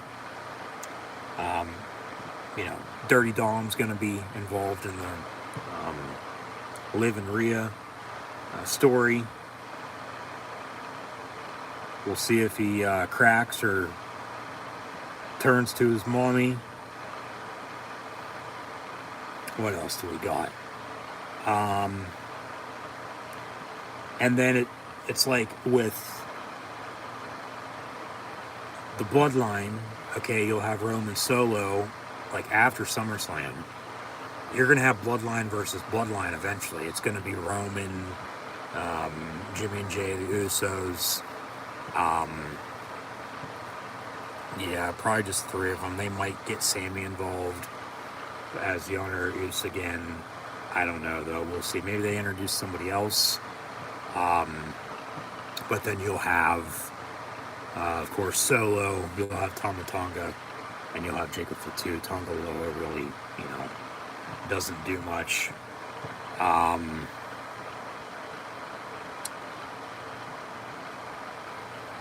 Who else we got here? I mean, for Sami and the Intercontinental title, like I said, they could do, as he beat Braun Breaker, a rematch, but, like, why a rematch when he just lost? The other big son of a bitch would be Braun Strowman.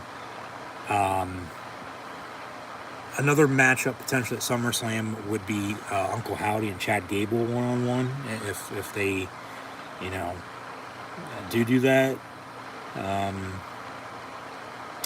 But Sammy could, you know, put the title on the line against, consider their Karrion Kross, because seemingly they're on him. The Miz with his history in their Intercontinental Championship. You know, Rey Mysterio, but he's involved with, you know, Dom still. You know, there's Sheamus. I don't know what they're gonna do with Rollins. I don't.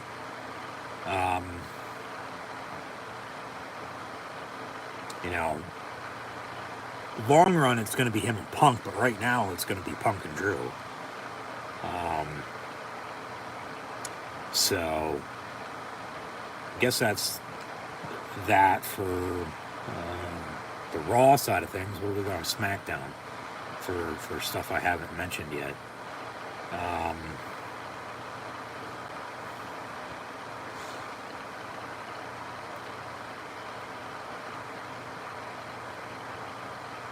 Honestly, I mean, they could have Owens and Orton go up against DIY potentially.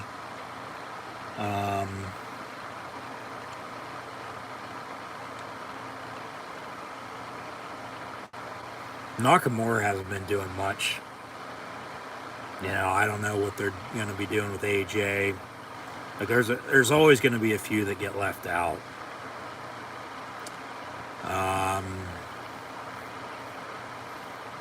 But yeah, I guess that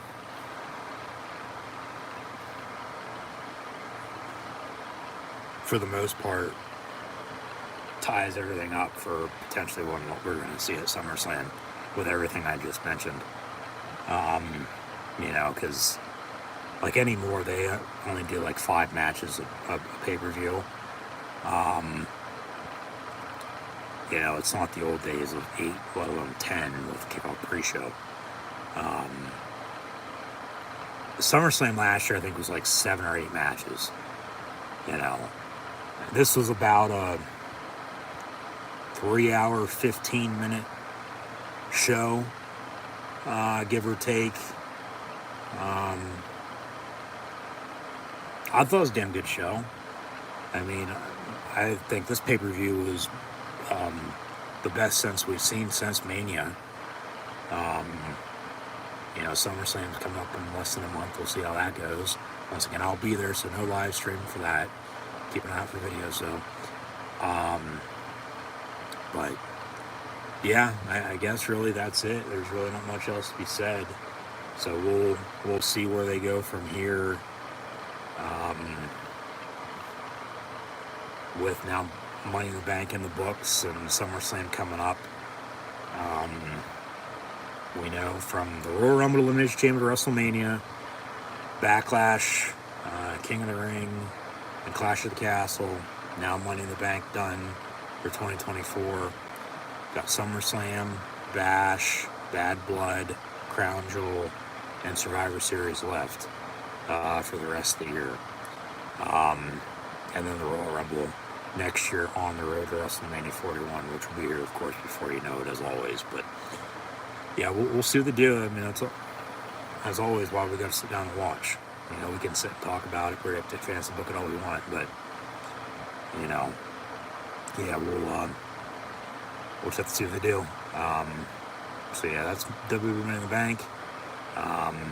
They'll have a month's worth of Raws and SmackDowns before SummerSlam 4 weeks from now.